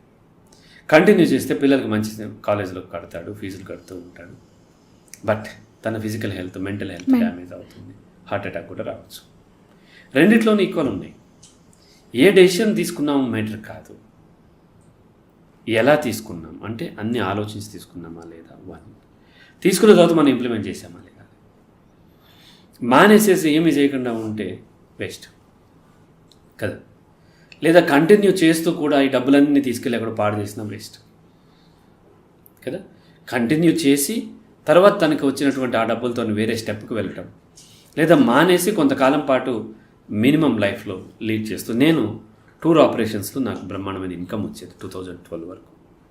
కానీ నాకు మెంటల్ పీస్ అంటే ఎవరు నన్ను టార్చర్ పెట్టట్లేదు. కానీ ఆ టూర్స్ అక్కడికి వెళ్ళినప్పుడు అక్కడ షిమ్లా మనాలి వెళ్ళినప్పుడు హిమాలయాల్లో వాళ్ళు డ్రైవర్స్ డ్రింక్ చేస్తూ ఉంటారు చలికి తట్టుకోలేక. నాకు డ్రింకింగ్ అంటే ఇష్టం లేదు. ప్లస్ అలా డ్రింక్ చేసినప్పుడు వాళ్ళు సరిగ్గా డ్రైవ్ చేయకపోతే యాక్సిడెంట్స్ అయితే 30-40 మంది చనిపోతే లేదా ఏమైనా ఇబ్బంది అయితే ఎలా అనేటువంటి నాకు బగ్ చేస్తూ ఉంటుంది. ఎప్పుడు ఆ టూర్ వెళ్ళినప్పుడల్లా నాకు హార్ట్ బీట్ రేట్ ఎక్కువ ఉంటుంది. అందుకని అది మానేయాలనుకున్నాను. మానేసినప్పుడు అందరూ నన్ను ఫూలిష్ డెసిషన్ తీసుకున్నాను, ఫూలిష్ డెసిషన్. ఆ తర్వాత దాదాపుగా 6 years దాకా 6-7 years దారుణమైనటువంటి ఫైనాన్షియల్ క్రైసిస్లో ఉన్నాను. అందరూ పాయింట్ చేసిన వాళ్ళే. అప్పుడు మానేశాను కాబట్టి ఇప్పుడు ఇక్కడ దాకా వచ్చాను. మానేసి నా ప్రయత్నం నేను చేస్తూ ఉన్నాను. రిజల్ట్స్ వెంటనే కనిపించవు, చాలా కాలం పడుతుంది, చాలా సంవత్సరాలు పడతాయి. నేను ఎప్పుడైతే ఆ టూర్ ఆపరేషన్స్ మానేసినటువంటి కొద్ది నెలలకే 6 నెలలకు అనుకుంటా ఒక కాలేజ్ పేరు ఏదో మర్చిపోయాను, విఎన్ఆర్ ఏదో కాలేజ్. ఆ కాలేజ్ పిల్లలు 25 మంది బియాస్ రివర్లో కొట్టుకుపోయి చనిపోయారు. అలాంటిది జరుగుతుందేమో అనే నేను అది ఆపింది. ఆ కాలేజ్ కూడా మేము తీసుకెళ్ళేవాళ్ళం. ఒకవేళ మేము మానేయకపోతే మా ద్వారానే వెళ్ళేవాళ్ళం. అంటే మా ద్వారా వెళ్తే అలా జరగదని చెప్పలేము. కానీ ఆ తర్వాత ఏమైంది, అది జరిగిన తర్వాత టూర్ ఆపరేషన్స్ బిజినెస్ చాలా డౌన్ అయింది, లాస్ అయిపోయేవాళ్ళు. ఒకవేళ కంటిన్యూ చేసిన లాస్ అయ్యేవాళ్ళు, నేను ఖచ్చితంగా లాస్ అయ్యేవాడిని. కాబట్టి ఒక డెసిషన్ మాత్రమే తీసుకోగలం. తీసుకున్న డెసిషన్ని మనం రైట్ రాంగ్ అనేది మన ప్రయత్నం ద్వారా చేయాలి. వీలైనంత వరకు మనం ప్రాపర్గా హ్యాండిల్ చేసుకుంటూ మరింత వర్క్ చేస్తూ, మిస్టేక్స్ ఉంటే కరెక్ట్ చేసుకుంటూ మరింత వర్క్ చేసుకుంటూ ఒక్కొక్క స్టెప్ ఎక్కే ప్రయత్నమే చేయాలి తప్ప నేను రాంగ్ డెసిషన్ తీసుకున్నానని ఎప్పుడు అనుకోవద్దు. రైట్ డెసిషన్ తీసుకుందాం అనుకున్నా సరే ప్రమాదమే. రాంగ్ డెసిషన్స్ ఉండవు. తీసుకున్న డెసిషన్స్కి మనము కరెక్ట్ చేసే ప్రయత్నమే చేస్తాము. ఒకవేళ ఎంత కరెక్ట్ అవ్వట్లేదు మళ్ళీ మార్చుకుంటాము. కాబట్టి ఫర్ ఎవర్ డెసిషన్స్ ఉండవు. ఫ్లెక్సిబుల్గా ఉండాలి ఇప్పుడు కూడా మన డెసిషన్స్. Okay sir. అయితే ఇప్పుడు మామూలుగా ఇప్పుడు చెప్పింది కెరియర్ సైడ్ కానీ ఏదైనా కానీ మనం తీసుకుంటాము, అలా మనకి కొంచెం క్లారిటీ వస్తుంటుంది అలాంటి విషయాల్లో. బట్ రిలేషన్స్ అనేవి కొంచెం సెన్సిటివ్ కదా సార్. అందరిలో మామూలుగా ప్రతి వారిలో మంచితనం ఎంతో కొంత ఉంటుంది అనేది వింటాము, పాజిటివ్గా ఆలోచించండి అనేది వింటుంటాము. ఇలాంటి బిహేవియర్ ఉన్న వాళ్ళ పర్సనాలిటీ డిజార్డర్ వాళ్ళ గురించి మనం ఏమైనా పాజిటివ్గా ఆలోచించవచ్చా? ఆర్గ్యూ చేయలేము. పాజిటివ్గా ఆలోచించడం అంటే పాజిటివ్గా ఆలోచించినా దెబ్బ పడితే నొప్పి వస్తుంది కదమ్మా. అయితే ఏంటంటే పర్సనాలిటీ ఉంది అండ్ అది మార్చుకోవడానికి సిద్ధంగా లేడు అతను కానీ ఆమె కానీ ఉన్నప్పుడు ఎంత పాజిటివ్గా ఉన్నా సరే ఇబ్బంది అవుతూ ఉంటుంది. ట్రై చేయొచ్చు, బట్ కాదు అనుకున్నప్పుడు ఏమాత్రం మళ్ళీ వెనక్కి వచ్చే సిద్ధంగా ఉండాలి. మనం ఎప్పుడు కూడా ఒక దగ్గరికి వెళ్ళేటప్పుడు ఒక ఆ లూప్లోనో లేకపోతే అందులో ఇరుక్కుపోకూడదు. అది ఫర్ ఎవర్ అనుకుని వెళ్ళొద్దు. బాగోకపోతే వెనక్కి వస్తానికి ఎప్పుడు సిద్ధంగా ఉంచు. ఒక అడుగు వేసేటప్పుడు ఒక వాటర్లో మనం దిగుతున్నాం నదిలోకి, ఒక అడుగు వేసాము, ఒక అడుగు లోతుంది. రెండో అడుగు అది ఒక అడుగు ఉండొచ్చు, 2 అడుగులు ఉండొచ్చు, లేకపోతే 10 అడుగుల లోతు కూడా ఉండొచ్చు. రెండోది కన్ఫామ్ కానిదే మొదటితో వదలొద్దు. రెండోది కన్ఫామ్ అయింది, అక్కడ బాగానే ఉంది అనుకున్నప్పుడు మొదటి అడుగుని మనం తీయాలి. కానీ రెండోది కన్ఫామ్ కాకుండానే ఇంతే ఉంటుంది అనుకుని వెళ్తే దాంట్లో మునిగిపోయే అవకాశాలు ఉంటాయి. కాబట్టి ఏది పూర్తిగా వదిలేయొద్దు. సో పూర్తిగా అక్కడ ఇరుక్కుపోయామంటే సమస్య అవుతూ ఉంటుంది. అందులో మానసికంగా బాగా పెయిన్ అయినప్పుడు సూసైడ్ అటెంప్ట్ చేసే అవకాశాలు ఉంటాయి. అప్పటికప్పుడు ఎమోషనల్గా ఎట్లా డిస్టర్బ్ అవుతామో తెలియదు. కాబట్టి ప్లాన్ బి ఎప్పుడూ ఉండాలి. ప్లాన్ బి ఏం చేస్తుందంటే ప్లాన్ ఏని ఎఫెక్టివ్గా పనిచేసేలాగా చేస్తుంది. ఒక అతనికి నత్తి ఉంది, అతను యాంగ్జైటీ వల్ల నత్తి, న్యూరలాజికల్ ఇష్యూ ఏం లేదు, యాంగ్జైటీ వల్ల నత్తి. అతను అన్నీ బాగానే మాట్లాడతాడు, బట్ లిప్ వర్డ్స్ అంటారు, పా బా మా, పిబిఎం, వీటితో స్టార్ట్ అయ్యే లిప్ వర్డ్స్ అంటారు. ఈ లిప్ వర్డ్స్ ఏంటంటే ఆ లిప్స్ 2 కలుస్తాయి, రైట్? ఆ కలిసేటప్పుడు అక్కడ బ్లాక్ అయిపోతాయి. పులివెందుల అనాలి, పని ఆగిపోతుంది. పూరి అనాలి, పని ఆగిపోతుంది. పాజిబుల్ అనాలి, ఎప్పుడు కానీ బయట రాదు. మిగతా అన్నీ పలుకుతారు. అతను చాలా చోట్ల రకరకాల కౌన్సిలింగ్లు అన్నీ తీసుకున్నాడు, అన్నీ చేస్తాడు. అతనే ఒక సొంత స్ట్రాటజీ డెవలప్ చేసుకున్నాడు. ఇప్పుడు తనకేమైందంటే బస్సులు అనుకోండి, తను ఏం చేస్తాడంటే పులివెందులు దిగాలి, అవతల స్టాప్ కొడతాడు, తర్వాత ఏదో ఉంటుంది, పులివెందులు దిగిపోతాడు. ట్రైన్లో వెళ్ళినప్పుడు క్యూలో ఉంటాడు.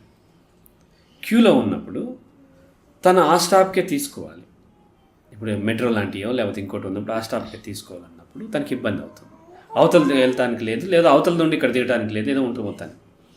అటువంటి ఉన్నప్పుడు తను ఖచ్చితంగా పలకాల్సి వచ్చినప్పుడు తను ఏం చేస్తాడంటే చేతి మీద కానీ కాగితం మీద కానీ రాసుకుంటాడు.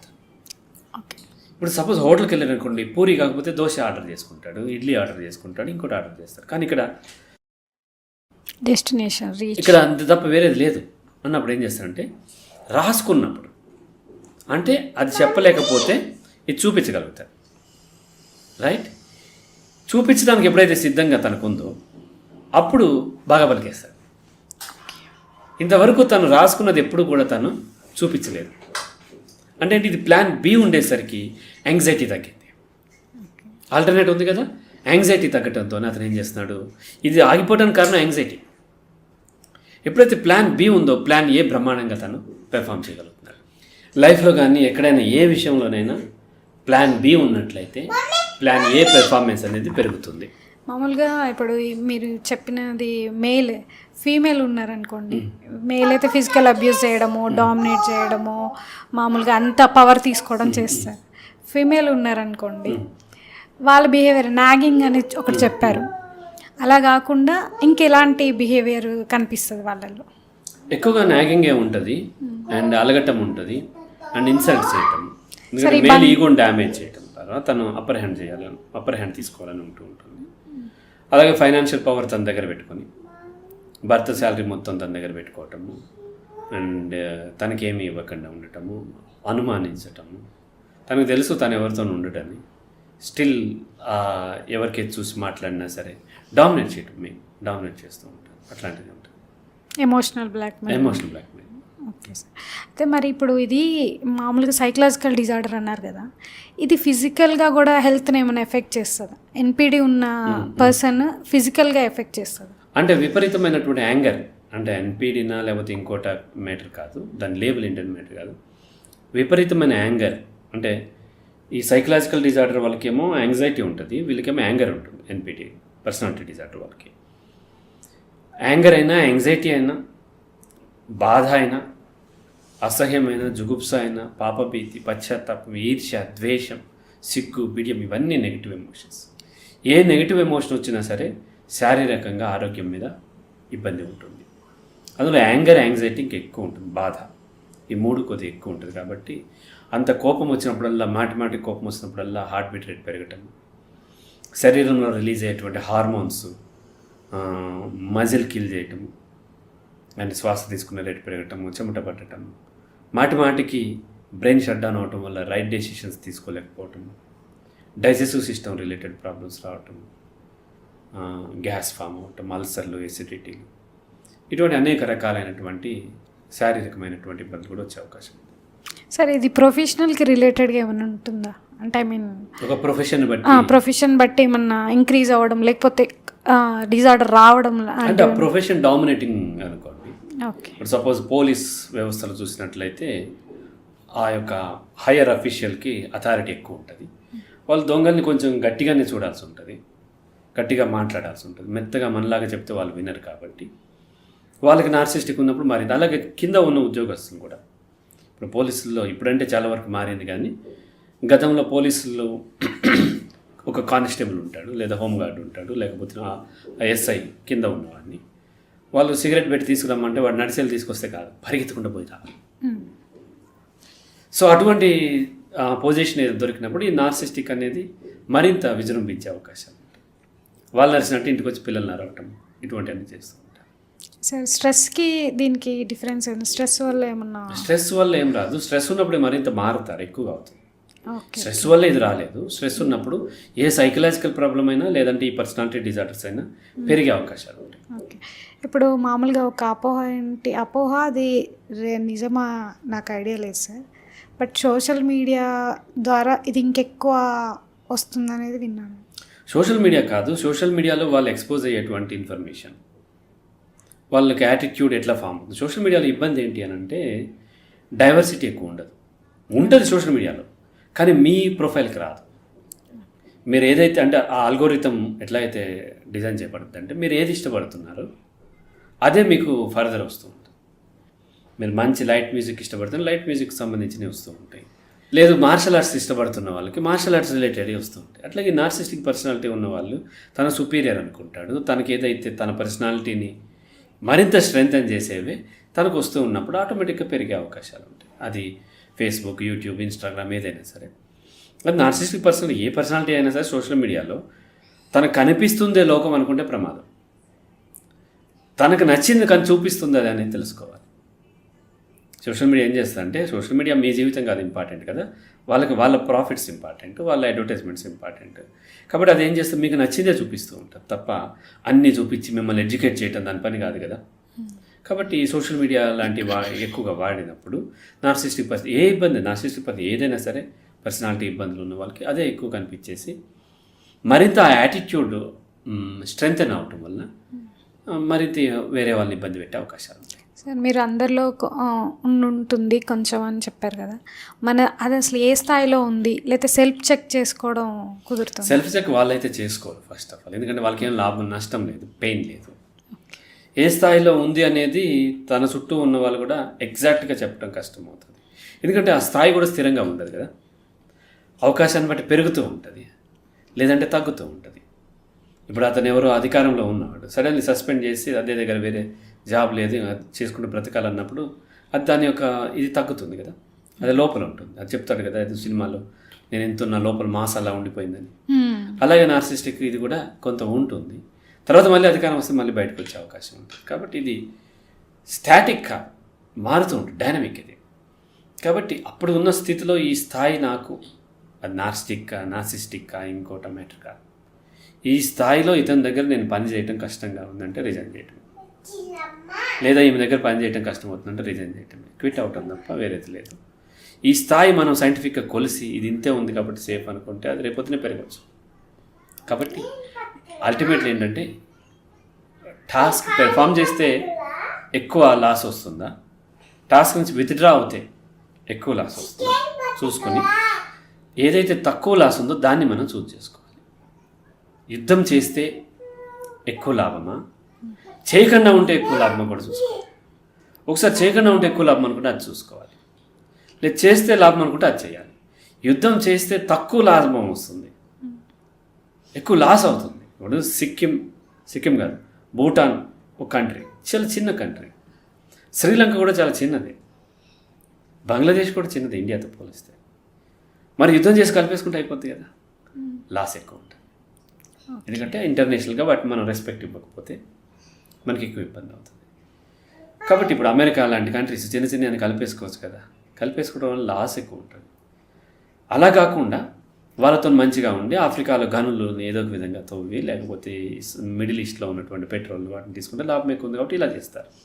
అలాగే మన జీవితంలో కూడా యుద్ధం చెయ్యాలా వద్దా అనేది ఎదుటివాడు తప్పు చేస్తున్నాడా, ఎదుటివాడు ఆ పర్సనాలిటీ ఉందా కాదు. ఫస్ట్ ఆ యుద్ధం వల్ల మనకు లాభం వస్తుందా నష్టం వస్తుందా చూసుకోవాలి. చేయకుండా ఉంటేనే ఎక్కువ లాభం వస్తుంటే చేయకుండా ఉండాలి.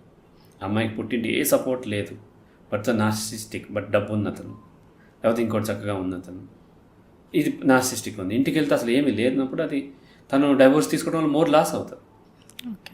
అటువంటిప్పుడు కంటిన్యూ చేసుకోవచ్చు. సార్ అలా ఇప్పుడు ఇంతకుముందు అడిగినట్టు ఆ పర్సనాలిటీ డిజార్డర్ ఉన్న పర్సన్కి ఫిజికల్గా ఎఫెక్ట్ అవుద్దే చెప్పారు. మరి దాన్ని భరిస్తున్న ఆపోజిట్ వాళ్ళకి ఎలాంటి హెల్త్ ప్రాబ్లమ్స్ వచ్చాయి? డెఫినెట్లీ వస్తే కాదనట్లేదు, బట్ డ్రాప్ వెళ్ళిపోయినప్పుడు మోర్ లాస్ అవుతుంది, మోర్ వస్తాయి కదా.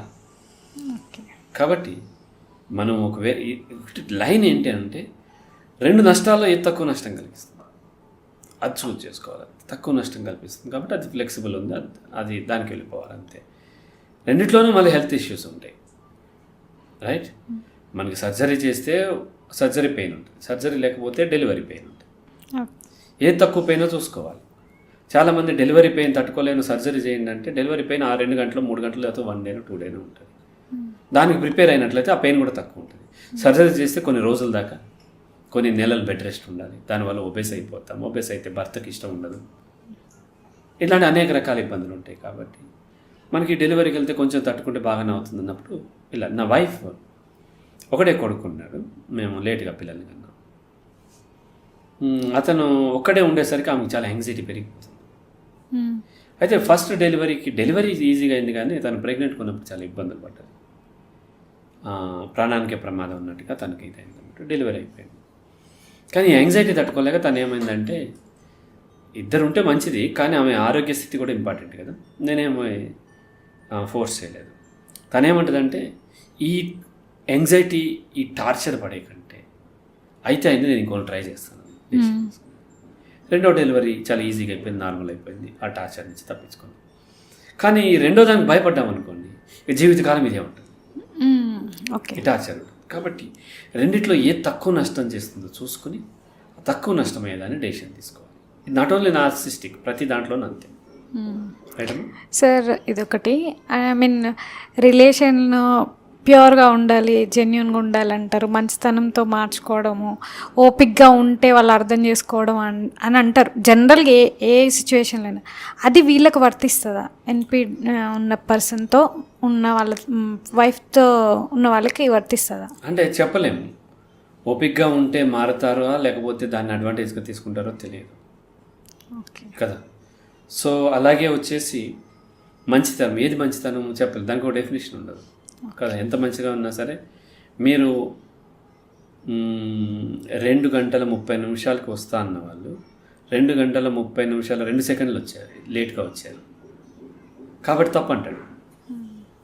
అప్పుడు ఇంకా మంచితనం ఎక్కడ ఉంది? కంపారిటివ్లో ఉంటుంది మంచితనం చెడ్డతనం అనేది కదా. కాబట్టి మీరు మంచితనంతో మార్చుకోవాలంటే ఎంత మంచిగా ఉన్నా మీలో చెడు ఎదుగుతూనే ఉంటాడు. ఓకే. మీరు కరెక్ట్గా పాపిడి తీసుకోలేదంటాడు. బొట్టు కొంచెం పక్కగా పెట్టుకున్నావు లెఫ్ట్ సైడ్ కాబట్టి నువ్వు మంచిగా ఉండట్లేదంటాడు. లేదంటే నువ్వు ఆఫీస్కి వెళ్ళి వచ్చేటప్పుడు ఇన్షర్ట్ చేసుకున్నది కొద్దిగా నలిగింది కాబట్టి నువ్వు మంచిగా ఉండట్లేదని అమ్మాయి అంటుంది. కాబట్టి మంచిగా ఉండటానికి డెఫినేషన్ లేదు కదా. కాబట్టి వీలైనంత వరకు అనేది మనం పెట్టుకోవాలి. వీలైనంత వరకు మంచిగా ఉంటాను, మారితే కంటిన్యూ చేస్తే బాగుంటుంది అనుకుని కంటిన్యూ చేస్తాను, లేదంటే బ్రేక్ చేసుకున్నాను. ఎందులో అయినా అంతే, ఎందులో అయినా సరే వీలైనంత ట్రై చేస్తాను. అది అందరికి ఒకటి ఉండదు. ఇతరులు జడ్జ్ చేయొచ్చు, మేము ఇంత చేసాము అంత చేసాము, మేము చేయట్లేదా సంసారాలు, అందరు ఇలాగే ఉంటారు, మగవాడని నాకు ఇచ్చేయడా, అట్లాంటివి ఏమో చెప్తూ ఉంటారు. దానికి ఒక డెఫినేషన్ లేదు. మీ లైఫ్కి అది సూటబుల్లా కాదా చూసుకోవాలి. అండ్ మీ లైఫ్కి బ్రేక్ చేసుకుంటే ఎక్కువ లాభం. మీ లైఫ్ అంటే ఎవరైతే ఉన్నారో పర్సన్కి బ్రేక్ చేసుకుంటే ఎక్కువ లాభమా, కంటిన్యూ చేస్తే ఎక్కువ లాభమా చూసుకుని దాన్ని మనం డెసిషన్ తీసుకోవాలి. సార్ మీరు లాభాలు ఎన్ని ఉన్నాయి, నష్టం ఎంత ఉన్నాయి, ప్లాన్ ఏ ప్లాన్ బి అని చెప్పారు కదా. సొసైటీకి ఎంత వాల్యూ ఇవ్వాలి? సొసైటీలో ఇప్పుడు ఇవన్నీ మన పర్సనల్ ఫైనాన్షియల్గా స్ట్రాంగ్ అవ్వడం ఇవన్నీ మన ఎవరికి వారు తీసుకునే డెసిషన్. సొసైటీని ఆలోచించి ఎంతవరకు మనం కన్సిడర్ చేయాలి సొసైటీని? సొసైటీకి అనుకూలమైనటువంటి నిర్ణయం తీసుకునేటప్పుడు మనకి రెసిస్టెన్స్ తక్కువ ఉంటుంది. ఓకే. అలాగని రెసిస్టెన్స్ అవాయిడ్ చేయడం కోసం మొత్తం జీవితాన్ని నాశనం చేసుకోవాలి. ఏ డెసిషన్ అయినా సరే సొసైటీకి అనుగుణంగా ఉన్నట్లయితేనే మనకి తక్కువ రెసిస్టెన్స్ వస్తుంది, రైట్? అలా కాకుండా విరుద్ధంగా చేసినప్పుడు ఏమవుతుందంటే సొసైటీ రిజెక్ట్ చేసినప్పుడు మనం మూవ్ అవ్వడం కష్టం అవుతుంది. ఒక గే ఉన్నాడు, అతను కౌన్సిలింగ్ ఇచ్చేటప్పుడు అతనికి చాయిస్ ఉంది, గేగా కంటిన్యూ చేయాలా లేకపోతే కౌన్సిలింగ్ తీసుకుని మారి మేల్గా మారాలా అన్నప్పుడు మేము కన్సిడర్ చేసినటువంటి ఫ్యాక్టర్స్ ఏంటి అంటే గేగా కంటిన్యూ అయ్యే రైట్ నీకు ఉంది, అండ్ ఇది లీగల్ కూడా, హోమోసెక్షువల్ లీగల్ కూడా, న్యాచురల్ కాదు, పెయిన్ వస్తుంది, అండ్ నీకు రిలేషన్లు కూడా ఎక్కువ కాలం ఉండవు. వాడికి ఎందుకంటే నీకంటే సబ్మిసివ్గా ఉండి బ్యూటిఫుల్గా ఉండే గర్ల్ కనిపించంపై వెళ్ళిపోతాడు. అండ్ సొసైటీ కూడా యాక్సెప్ట్ చేయదు, కల్చరల్లీ ఇది యాక్సెప్టబుల్ కాదు. ఇవి ఉన్నాయి. మారితే పెయిన్ అవుతుంది, మారటానికి కొంత కౌన్సిలింగ్ ఖర్చు అవుతుంది, పెయిన్ కూడా అవుతుంది, ట్రై చేయాలి. బట్ సొసైటీ యాక్సెప్టెన్స్ ఉంది, న్యాచురల్, పెయిన్ లేదు, ప్లెజర్ ఉంటుంది. కాబట్టి ఈ రెండిట్లో ఏది నీకు బెటర్ అనుకుంటే అది డెసిషన్ తీసుకున్నాను. సో కాబట్టి మనము అక్కడ ఉన్న పొజిషన్ బట్టి డెసిషన్ తీసుకోవాలి. రైట్ డెసిషన్, రాంగ్ డెసిషన్ ఉండదు. అండ్ మంచి చెడు అనేది మంచిగా ఉంటే మారుతారు అనేది జనరలైజ్డ్ వర్డ్, స్పెసిఫిక్గా ఉండదు. కాబట్టి వీలైనంత వరకు మంచిగా ఉండే ప్రయత్నం చేస్తాం. అది అందరికీ ఒకటి ఉండదు. అయితే సొసైటీ ఏం చేయాలి? సొసైటీ అనేది మనం ప్రీవియస్ ఇంటర్వ్యూలో చెప్పుకున్నట్టుగా సొసైటీ అనేది బంగారు కడియం పట్టుకున్న ముసలి పులి అంటే మీరు ఎంత మంచిగా ఉన్నా ఇంకా నీ చేతిలోనే ఉందని కొంతమంది అంటారు.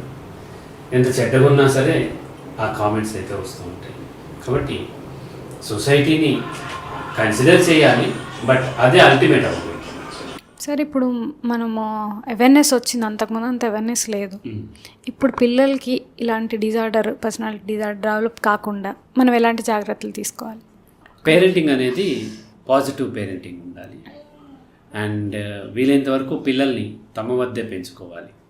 వీలైనంత వరకు అమ్మమ్మలు, నానమ్మలు, ఆయమ్మలు ఇటువంటి పెట్టవద్దు. అలాగే ఇతరులతో పోల్చి వాళ్ళని పొగడటం కానీ, ఇతరులతో పోల్చి వాళ్ళని విపరీతంగా క్రిటిసైజ్ చేయటం, అవమానించటం కానీ చేయకూడదు. ఇలా అనేక రకం పేరెంటింగ్లో, మన పేరెంటింగ్ ప్రోగ్రాంలో చెప్పే అన్నీ కూడా ఇక్కడ అవసరం పడుతూ ఉంటాయి.